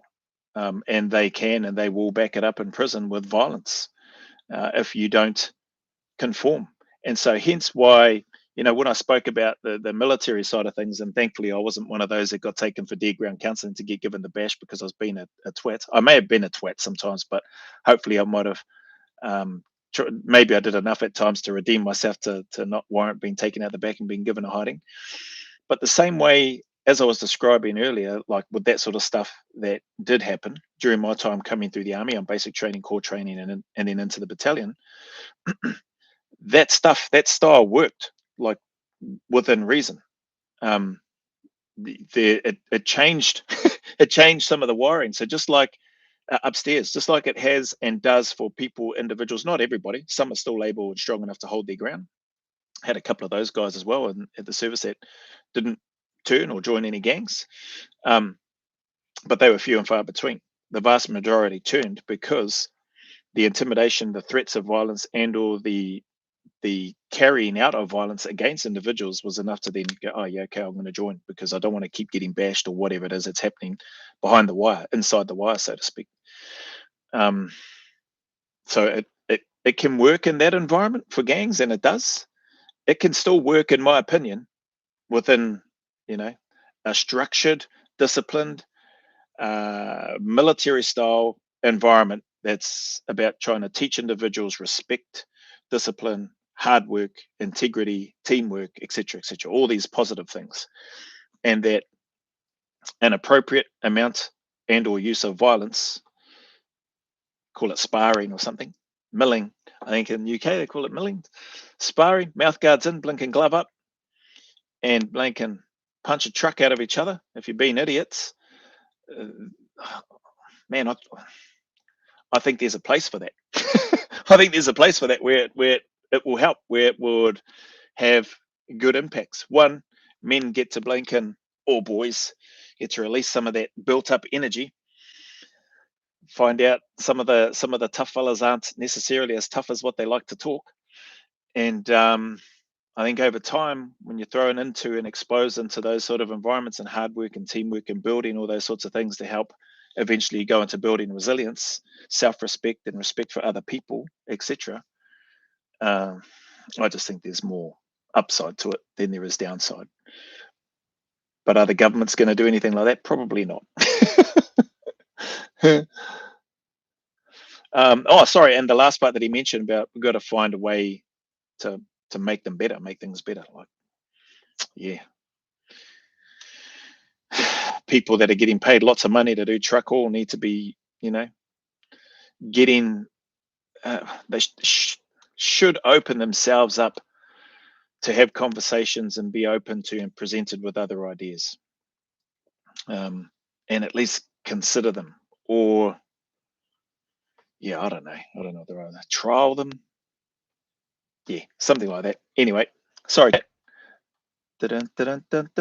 Evening. Some problems easy. Oh bloody hell, I'm way behind. Which leads to farmer should be locked up. I read that. Victims don't get us. Yep, read that one. Who the truck has a sickle? Yeah, who kicks around with that, eh? Like a ninja or something. Used to just be hardworking farmers, which leads, with the sickle, I'm guessing you're talking about Poeticus, which leads to the question, what did they do to the farmer to get it? PTSD is damn rough. Yep, no arguments from me there. Hopefully school can make it a little easier for a few people. That's one of my personal goals with it anyway. Good to feel heard sometimes. Hey, all good, Rubber Kiwi. And you're definitely heard. Sounds perfect. Too soft. Some problem. Oh, that's for Poeticus. DMC. Evening. These lives are a sort of pain relief for me, eh? Motivating. Hey, I'm glad. I mean, if it helps in some small way, even if just some people, I do get some messages from some people who are kind enough to follow and support, and they say, I don't really talk in the chat. I just like to sit and listen and or observe. Sometimes they're just doing other things and just got the headphones in and just listening, not even watching it. Well, it's not really much to watch anyway. It's just blinking me sitting in front of the camera. So I appreciate that and understand that there probably are, or maybe people just in the background, just happy to listen in. Jace, good excuse to stop work. What's that to come along here? What's this, Poeticus? That one's for Poeticus. That's why I loved LSV Brotherhood. There you go. Yep. That's for Jace. True. That's for Rubber Kiwi. Hours. So teachers, personal responsibility, holding yourself to higher standards and self-policing. If that doesn't work, mates are happy to do the policing. Other people heard I talk too much because I never talk otherwise. No. All good, peeps. Appreciate everybody's time. Yep, coffee recliner time. Let's carry on with this and just listen to this guy talking or being interviewed. So what can we tell you about this youth offender now charged with murder? Well, yes, tell us. Not much, other than he's turned 18 and was the 13-year-old getaway driver in the Kefu home invasion. Wow, he's turned 18, was the 13-year-old getaway driver, 5 years on. Now he's committed murder. Was released with no rehabilitation program. For some reason, whatever his blinking slap on the wrist punishment was with regards to that home invasion for the Kefu family, didn't have any sort of rehabilitation program. They didn't see fit to detain him or keep him incarcerated for any length of time to try to provide some level of, I don't know, what do you call it? Not support, some level of course or training, retraining, to hopefully equip the little turd to go back out into society and not be an even bigger turd. So because that government or whoever was in charge of that did truck all, the dopey little dipshit has been released whenever he got released. And 5 years on from that event at Wallaby Legends, Mr. Kefu's home, and his wife has gone on to now commit murder. I wonder if those people, the judges, the legal people, the defense, all of those, the family members of this young person, this young retarded blinking dopey dipshit, I wonder if they're all giving themselves a round of applause for the way that they succeeded in the justice system, looking out for this little turd. Probably not so little now if he's 18, but he's still a young, immature, blinking turd. That's ridiculous, man. Can't name him. 18, can't name him. Why not? Isn't that, can't you name people? What's the age? Why can't they name this 18-year-old? Isn't that legally, like you can vote at 18? So why can't he be named? Legal restrictions prevent us from revealing any detail about his latest alleged crime because that could impact his chances of receiving a fair trial. Oh, okay. Yeah, It's crazy that. Okay. Yeah, okay. That makes sense. Well, this same current affair, Channel 9, Channel 7 didn't think anything of that when they started labeling RS as a war criminal. Did they? There was none of that. It was deemed in the public interest. So they blink and blasted it everywhere. And so now the narrative is what it is. And hence why you got people like Mark Wales, who he believes his opinion, he doesn't think it'll go to a trial for in RS's case. Blinking heck, that just shifted very quick. I'll try not to go too much into that. I've probably spoken enough about that one. But that does make, okay, that makes sense then, if that's why they're not disclosing his name. But just even that, again, that's an example to me of how and where things are just sort of pick and choose. Oh yeah, this one here, you get suppression, can't release any details because it's still an active, ongoing investigation, and we don't want to prejudice his trial or her trial based on, you know, their name getting out in the public.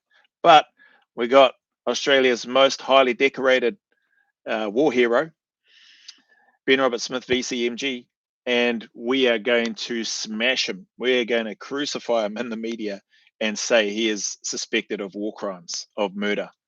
Not one, but 5 of them.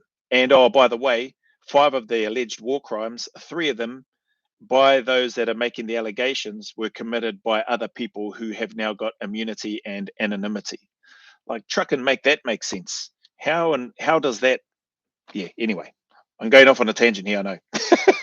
Once again, the criminals are getting protected. You know, when the criminals getting protected. The 3 from the allegations, anonymity and immunity, are being protected if those allegations are true in regards to RS. But coming back to these young blinking turds, yeah, disgusting, disgraceful. did what they did to our lives and families, and they've done to so many, they're afforded this anonymity, they're afforded this luxury of their families' names being protected. Ben Cannon's latest political lobbying involved. How crazy is that? Yeah. Again, I can draw comparisons to RS and his family situation and everything being turned upside down. His whole world, people that he knows, his mum and dad are dragged into it, his current spouse, his children, those that would know his children, everything. Whereas, yeah, the families of these little turds that have committed, dare I say, allegedly committed this crime of murder, which he's entitled to, the presumption of innocence until proven guilty, they get all the privacy and, dare I say, safety given to them. Whereas, yeah, it's not working the way it's allegedly or supposedly written down. Not in my opinion anyway, in regards to the justice system. Sorry, I'll just go back a bit. What was happening here? Families' names being protected. Ben Cannon's latest political lobbying involved appearing at a Queensland parliamentary committee looking at legalising castle law, the ultimate deterrent for home invaders, allowing a resident to defend themselves with extreme force rather than just reasonable or proportionate force. Nice, I like that. Castle law. Eh? That's probably the one that you were talking about. Maybe that's the one that you were talking about, Rubber Kiwi. Or is that what they call it in America? Or maybe they got something else. They can. Sounds pretty similar. Do whatever it is that you feel is necessary to get the job done, to, dare I say, neutralize the threat or the threats, plural. I'm not a lawyer, I'm not a politician, but I'll say this: if you come in my home and I perform or behave how I choose, and you suffer consequences from that, then I shouldn't be taken to question by somebody 3 years later as Fucking here. I like that. It shouldn't be taken in question at all. Not, I suppose they're going to have to ask questions. Like, and then it'll be, yep, that twat and that retard entered my house, tried to threaten my life and the lives of my family with those weapons in their hand, and now they are as you find them here. That's all I have to say. That's all I have to say about that. And then go from there. That's castle law. Is that what I heard? Is it called castle law? Sorry. I'm going to rewind now. Castle law. Deterrent for home invaders, allowing a realising lobbying involved appearing at a Queensland parliamentary committee looking at legalising castle law. The ultimate Castle law. deterrent for home invaders, allowing a resident to defend themselves with extreme force rather than just reasonable or proportionate force. I'm not a lawyer, I'm not a politician, but I'll say this: if you come in my home and I perform or behave how I choose, and you suffer consequences from that, then I shouldn't be taken to question by somebody 3 years later as to why. While Ben isn't one to hold a grudge, he has these I second that. That's what they should be doing. parting words for the former juvenile offender now facing a murder charge as an adult. I'm a pretty compassionate person, but I would have hoped with what we went through and how life-altering it was for us, that he would have learnt his lesson. I hope he now ends up in a place where grown-ups will teach him a lesson for a very long time. Well, he's going to get that, isn't he? Man, I like what he said there, because I like to think, by and large, us normal people probably do have, good compassion within ourselves in terms of how we've been raised and what we try to do, just in society in general, but listening to him, what did he say? He's considers himself a fairly compassionate person, I think is what he said. But second chance has been given. He hasn't taken advantage of it, this young person. And now it's like, well, the gloves are off, bro. You like blink and you reap what you sow, eh? You want to go and be a blinking retard? Well, then now you're going to be in an environment filled with thinking a whole bunch of other more severely retarded individuals, dare I say. But, oh, well, you reap what you sow there. Oh, sorry, what's in here? People heard. Yep, coffee requires showing a little concern about society's needs and keeping an eye on the murderers might be nice. Yeah, I reckon, eh? Yeah, top tip for blinking politicians and justice systems. Judge should get some flack for letting it slide. It always used to be Soldier A is accused to protect both the accused and those associated with his unit. That's what I was asking about. Yeah, castle law. Oh, yeah, cool. Would be the go. Some threats have to be put down. Pretty sure we don't have that in NZ. Yeah, I'd never heard of it before. Till listening to that then. We should, though. But were the 4 claymores on the front door really necessary? Yeah, you weren't expecting anyone, Rubber Kiwi. So, yeah, couple claymores. Just lucky they didn't come in the back door, but we won't talk about that. Well, if they choose to get the smoke, can't complain about smoke inhalation. I like that. Yeah, good comments. Reasonable comments, I reckon. Rational comments from, dare I say, us non-retards. May not be, well, I'll just speak for myself. I may not be very smart, but I reckon what I've read in the comments and just the thoughts in and around.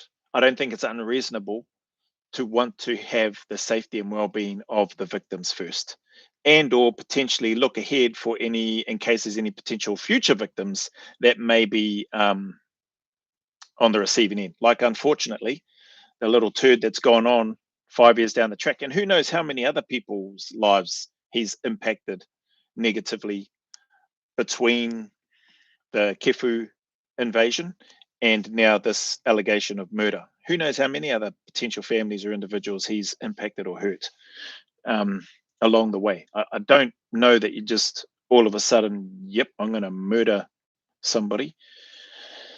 Well, I don't know, maybe people do. Yes, probably got something severely going wrong upstairs if that's the case. Common sense may not be common, but it's not dead either. Yeah, thankfully, just needs more of it at policy level. Yeah. Far out, I reckon, definitely with regards to policy. And there's so much. Like, after doing on the school community today, this afternoon, and looking at the that video with Josh Jacobson. Josh? I think it's Josh Jacobson. Bloody hell. It is Josh Jacobson. The former NZSA's combat soldier standing for Parliament, with Q&A with Jack Tame. Or Tame. I don't know. So that was a good interview, about 19 minutes long, 20 minutes long. I'm not, seems like a good dude. Josh definitely seems like a good dude. And Josh Jacobson, MG, Medal of Gallantry. But I've got some homework to do in terms of the Greens, and I got some good suggestions from, Jace in the school community. He said maybe have a look at, instead of just looking at those, the relevant parties' policies, so National Labour, Lincoln, Te Pāti, Lincoln, Humbug, that's what that one is. New Zealand First, the Greens, etc. Top, the Blinken weirdos that stand out and dance on the street. The Blinken geriatric line dancing, I think that one is. Instead of just looking at the policies and stuff that they have, but look at what policies they voted for. So freedom of speech type stuff, or housing, or tax, or whatever, and then try to get an idea of, or a sense check, I suppose, of the relevant individuals, whether that's the leaders within those parties, and what do they see, or where are they? Are they, what is it, far left or far right, or whatever the Blinken stories are, to try to get an idea of what potentially could be expected should they be or end up in power. So yeah, I like that idea. So I'm going to take that idea and have a little see what it is that these individuals and people have been voting for. And who to think that, I've done a live stream on YouTube every day this week, Monday to Sunday. That's a first for me. Sad, Oh, Charlie29, kia ora whānau, sorry, a bit late. Been stuffing my steak, eggs, and chips in my face and listening with interest. Have you thought of interviewing Dr. Paul Wood? Would be another good walk and talk. Yes, I have actually. I haven't reached out to him though. So I follow him on Instagram. I definitely need to include him with his story. I think I'd probably look to have that, and those will be part of that school community and stuff where things are, and then clip that. I was supposed to interview him again way back when I was doing the Epic Aotearoa podcast, and then everything just fell through. But yeah, it seems like he's not too difficult to get in touch with, in terms of his socials and that sort of thing. And the fact that he's, seems like he's pretty active, prominent in the community. And I've got the 2 books from him, How to Escape from Prison and Mental Fitness from him, which he sent me. He sent me those 2 books, actually. I think he even wrote in one of them. Let's have a look. Was it this one? He did. To Joe, glad to have crossed paths and looking forward to a kōrero. Best. Areas there. And then Nick Minute, Blinken, no interview began. What the bloody hell? Full bloody humbug. We haven't even done an interview yet. I'll say, but I didn't say when we would do one. Yeah, and then his other book.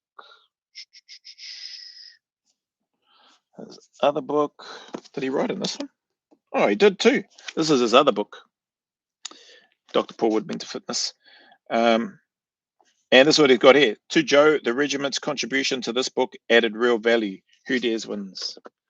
That's his comments in there. So really nice that he took the time to send me these whilst I was still up in Auckland at that time. And clearly a very knowledgeable and intelligent man. So yeah, I'll definitely be reaching out to him. Where are we? Judale Morgan, looking at how those politicians have voted is a brilliant idea. Yeah, I thought it was a great idea. So shout out to Jason over in the school community for the idea. And the tip. So that's what I'm going to be looking to do. It should be available apparently. I don't know about how much, but should be available information on Freedom of Information Act or whatever. So yeah, I'll be looking at that. That's what Charlie 29. Sure, he'd be up for it. Yeah, I think so too. I hope so. Anyway, I'll go to him cap in hand and say, "Hey, sorry, mate. It's only taken a few years. It was COVID lockdown. You know, your auntie Jacinda locked us away and couldn't do anything." Jason C saw the fishers and shooters legalized marijuana parties voted mainly with Labor. Is that right? Poeticus, that's for Poeticus. Animal justice, always Labor. Great reward. Yeah. Well, that sounds like a very hearty and yummy dinner, Charlie 29. Who else? What else have people got for dinner? Who's got something? Who's topping that? Is somebody else having takeaways again? What am I having? I've had a pie today.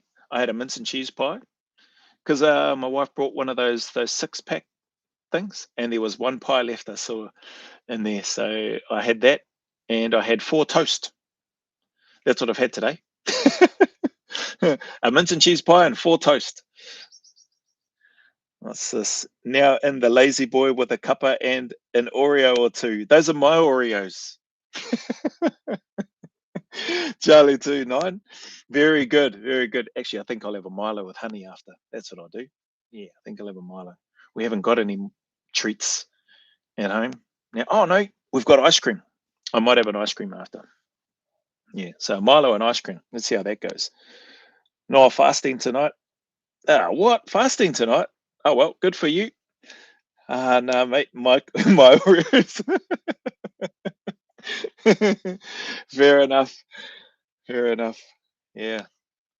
Well, other people must be fasting with you, Poeticus. Nobody else has said anything. I've shared what I've had to eat today. 4 toast, mince and cheese pie. And I'm going to have a Milo after this and some ice cream. Yeah, that sounds good. Oh, yeah, it's all right. Maybe don't have them like right after each other, the hot drink and then the ice cream, and then might blink and hurt the teeth. Poeticus, Ellen's snack bar. It says Ellen's lollies or Ellen's snack bar. What's that? Ellen's snack bar. Anyway, what have we got here? Oh, there's still 8 people in here. Chicken parmalat for lunch. How did school go today? Yeah, it was good. There was 3 of the guys showed up. Yeah, 3. Stu, Ken, Jace. Yeah, it was good. Allahu Allahu Akbar fasting. Chicken parmigiana. Gotcha. That sounds good. Ooh, not religious fasting. Oh, okay. What? Just intermittent fasting? James Cooper Hope. If you have time, have a chat with your local MP. That's what they're there for. It's good to get to know the person, not the media persona. Nice. Great suggestion, James. Yeah. Who's for Wellington? Or Puriroa? Is it Barbara Edmonds, I think? Well, there's a lady, I think. Or was she the mayor? Rinkinek, don't even know, but good idea. Got the Puriroa City Council just down the road. I don't know if that's the place where I need to go. Good coffee sip, bro. Well done on the content, mate. Hey, thank you. Good coffee. Appreciate that and the feedback. Yeah, I'm enjoying the school community is good. I'm enjoying that. There's surprisingly a lot of stuff in there already, just from the small numbers of members that we have at the moment, which is great. And then just the topics and the links and stuff there. So tested a few things. Can definitely share the screen without worrying about things being blocked or pulled down. Not that I'm going to be looking to share my Sky subscription, which I don't have, on there, and do host UFC streams or anything like that. That's not what's happening on there. But it's interesting to know that I could if I wanted to. Probably not legally, and so yeah, the plan is to not do that, because I don't know what school would probably end up getting, or I might end up getting booted off there. So, but just for doing reactions to other things and sharing the screen and doing live reactions too is good, because having the option to do the live reaction, showing a video, live reaction, and then whoever's in the stream can watch it, hear it, can talk as well. So you've got the three. You can show your face and you can talk and you can chat and type in the chat. I do suggest personally, I recommend if you're going to do that, if anybody does come over, I mean, you can do it on the mobile and on an app, on the school app on your device or on a tablet. But probably because I don't have a tablet, that's probably why my bias is towards the laptop. I think the laptop is good. It's just way more convenient and seems like it's easier to find things and navigate on, unless you're used to, you know, your device is like a tablet or a mobile phone or whatever when you're doing things. So each to their own. That's my 2 cents anyway. Thanks again, James Cooper. That's a great suggestion with regards to that.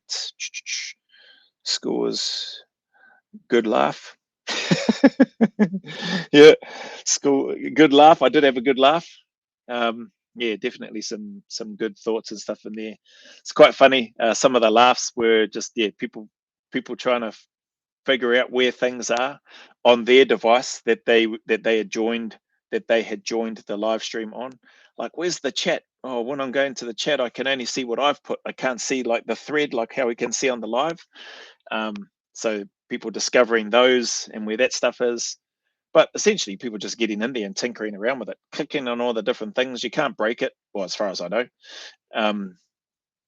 You can post whatever you like, share your thoughts and opinions, and yeah, get amongst it. So appreciate those that have taken the time to join. Oh, that looks like a mosquito. And it's too far away from me to, it's buzzing over there now. Oh, well, it'll probably bite me later on, I guess. Tablet probably easy, just me. There you go. Yep. Yeah, so whatever you prefer using. Yeah, I'd prefer in like my little laptop. And then the mobile phone. Not, well, I don't use it really for school. Not very much anyway. Yeah, that's about it. Oh, well, you got the winner for the dinner for tonight, Charlie29. I reckon Jace was probably second with his chicken parmesan.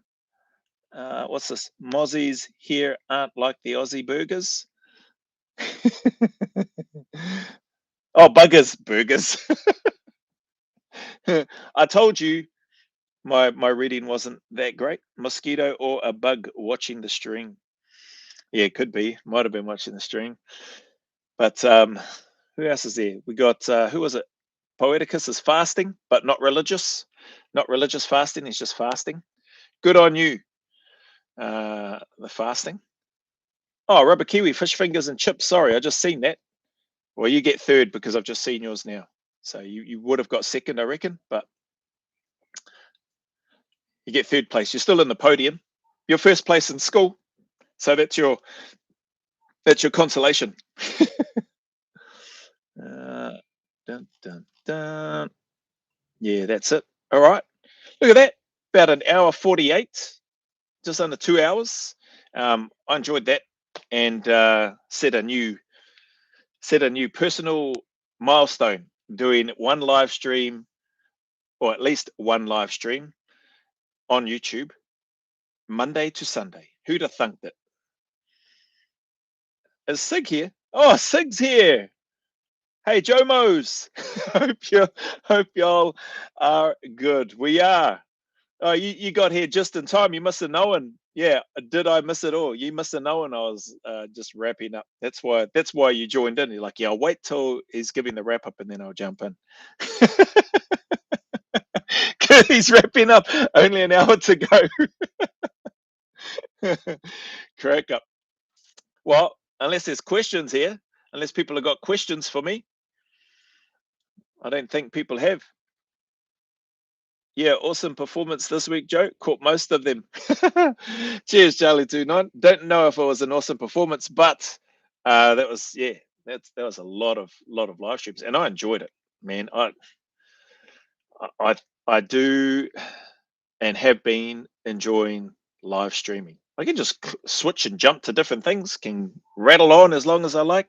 Well, at least on YouTube, I can. Mind you, I can still rattle on in school too, but the difference being those that are able to attend, well, then they can chime in too. And then, like I said, got some good suggestions about having a look into the policies that the members of Parliament are actually voting for. And then got another good one tonight from getting to know the actual, who was it again? James Cooper Hope. Get to know the person, not the media persona. Yeah. I don't know how, obviously getting to know anybody takes time. But I definitely hear what you're saying. Yeah. Something different, meeting people in person, shake their hand, look them in the eye, and they can ask them some questions, get a sense or a vibe for what your take is, whether or not they blink and got BO or oh, but yeah, did you have a shower, mate? You blinking, you just kick around blinking, being bloody toe jam and smelly or whatever. But yeah, all of those things. I know for me anyway, my senses start to blink and hone in if I'm meeting somebody in person, shake their hand and want to get to know them. So just simple little things. Personal hygiene's good. Brush your teeth, blink and make an effort.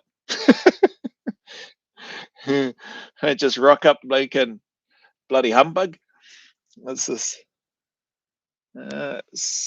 What does the color blue smell like? That's the Joe question for you. What is the meaning of life? That's for you to bloody answer that, Sig. That's for you to be answering that question. Hey, I want to know is unfit for purpose. Is unfit for purpose in the chat hiding away in the background? Unfit for purpose. I haven't heard from him. He's definitely been on my mind since the last live that we did. Man, that fellow was crack up.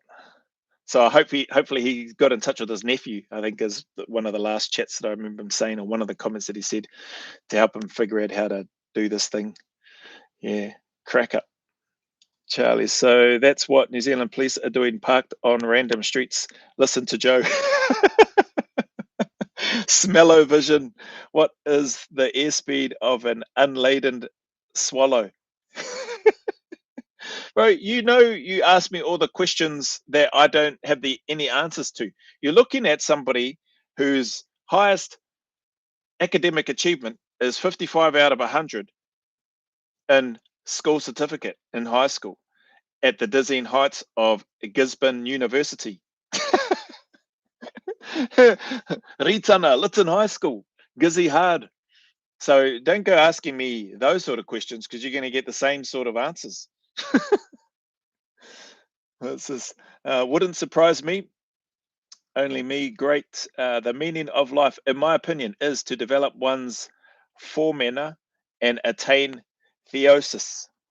Fromena? Fromena. Phro mena and attain theosis. I would say that sounds good, but I have no trucking idea what those mean. Correction. Phronema.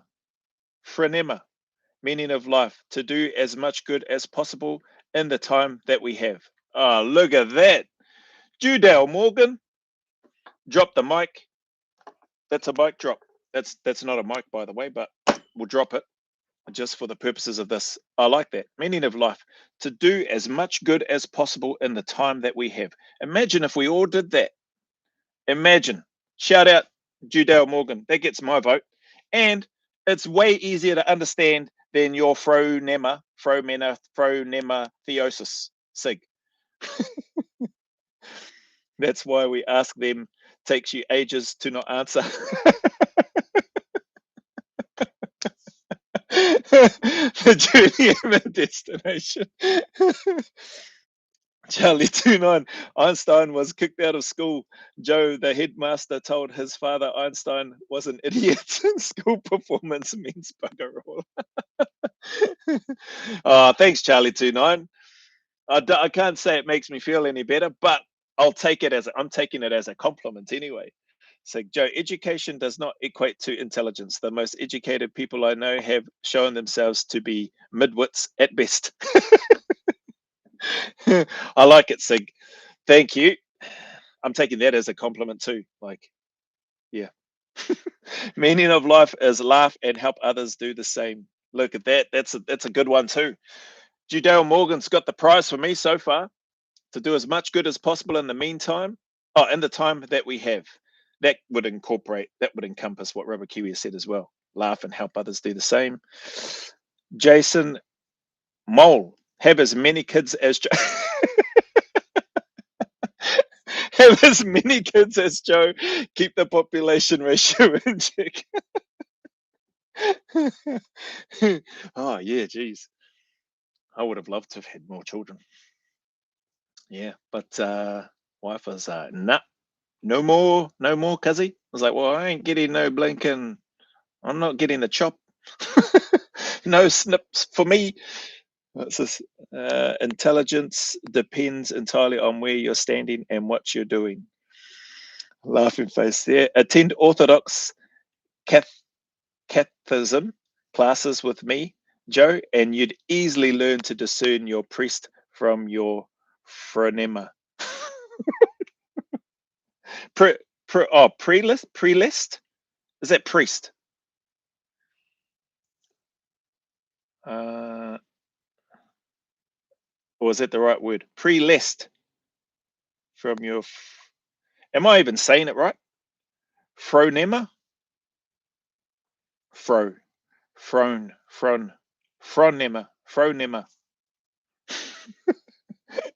I reckon is it just prelist religious delusion.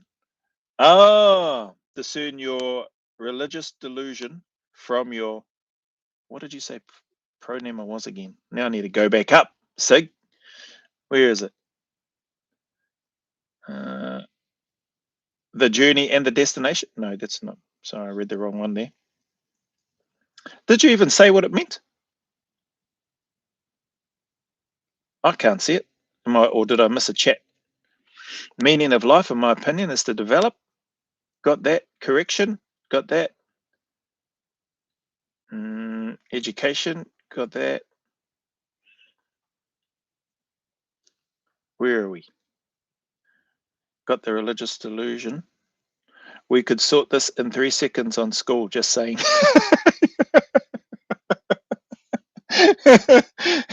Yeah, because then I can just hit mute on my mic like this. Oh.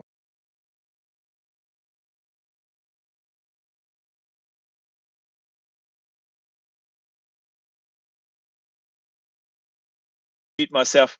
I just unmute myself now. I'm not sure if that's coming through now, but yeah, it is good. We could sort this. Sorry, equals a right/correct Orthodox Christian mindset.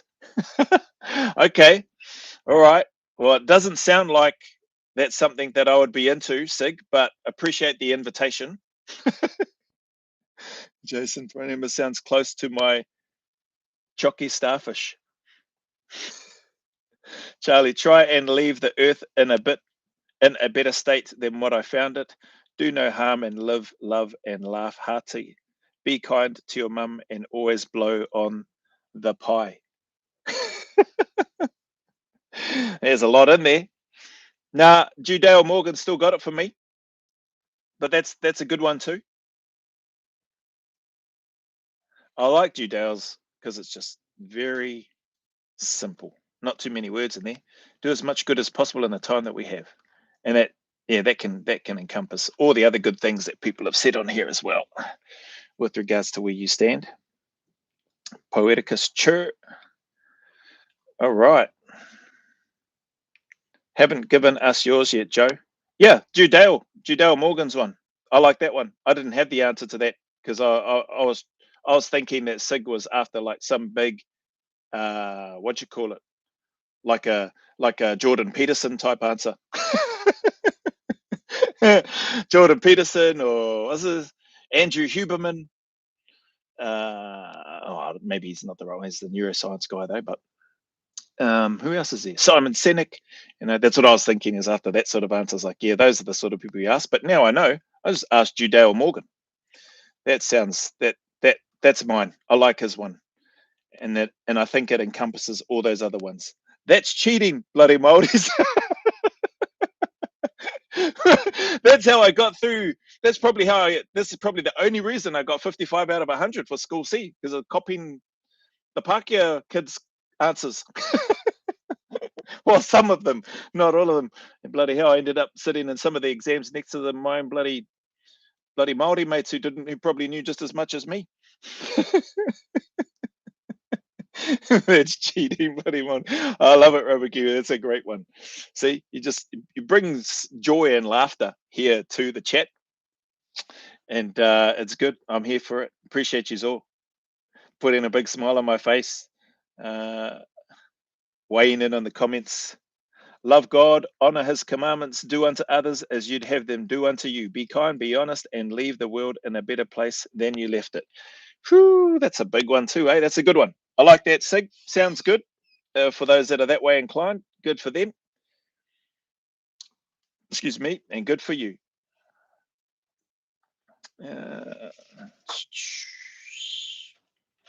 All right. Choice one, Sig. Yep, it's from Charlie29. Found it, not left it. Delight in the contradiction that is life. You bloody brainy guys. Found it, not left it. Yep, gotcha. Better place than you found it. Nice. That's good. All right. Anybody else got any questions for me that I can't answer? Or got questions for me that I can cheat and use somebody else's answer?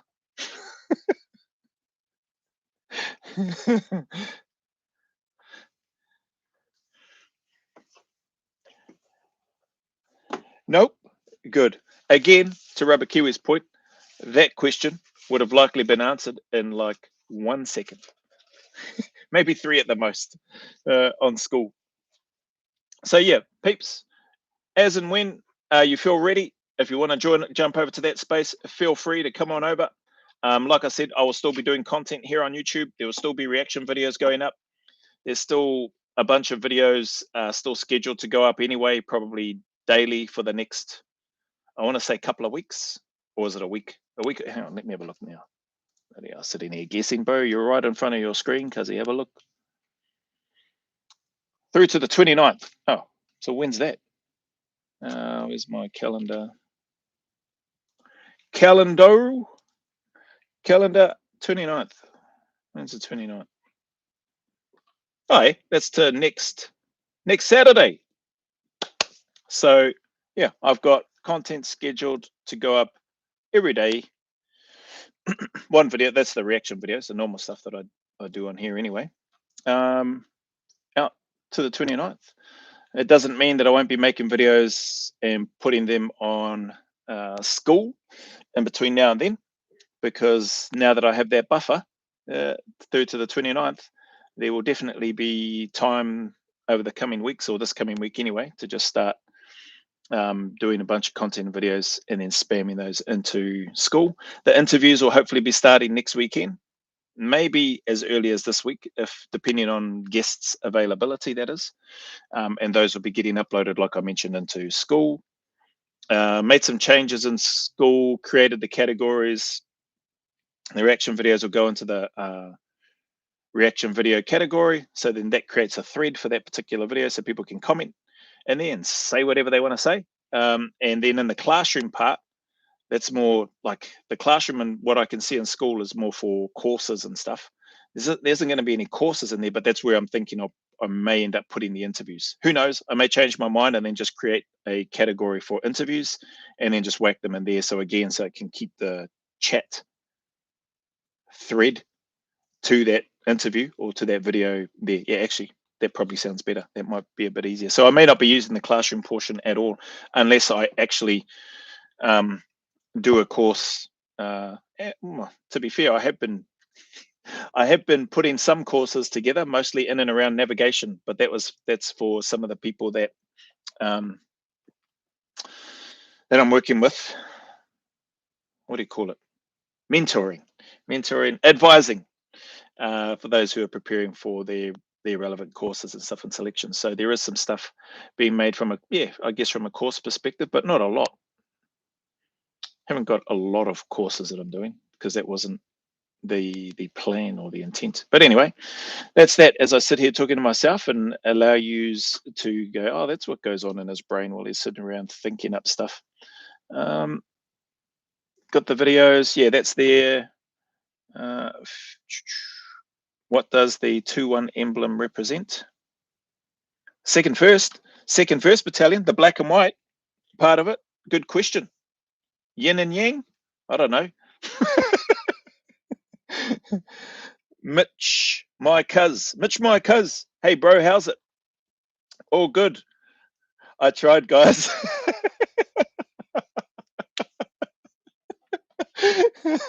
Oh, that's right. That's to your earlier comment. That's why we asked them, because it takes you ages or something to answer them. Yeah, okay. That's a good one.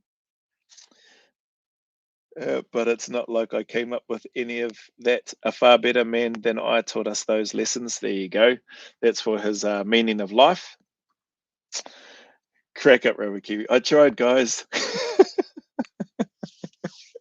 All right. So, yeah, that's it. If there's no other questions that I can't answer or that I can't cheat to answer, then I'll leave you to the rest of your evening. There you go, Rubber Kiwi. All right. Oh, what's going on here?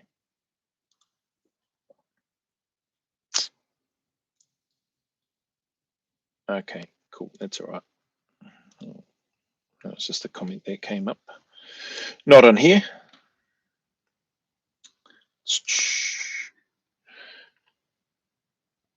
You're too much fun, Joe. Have a good night. Chat later. Yep, no worries, no doubt. Yep.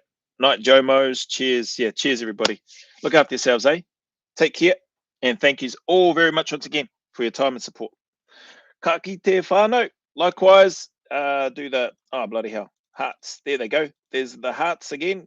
And the hundreds. Appreciate yous. Look after yourselves. Judale Morgan, likewise. Better do the wave, the mana wave, big mana wave going to everybody, because Rubber Kiwi pulled me up about it today in school. He goes, you got to do the wave. So I'll give you another one as well. And then with the left hand too. Take care, peeps. End stream. You know it. Yep, that's right. End stream. End. Thank you, everyone.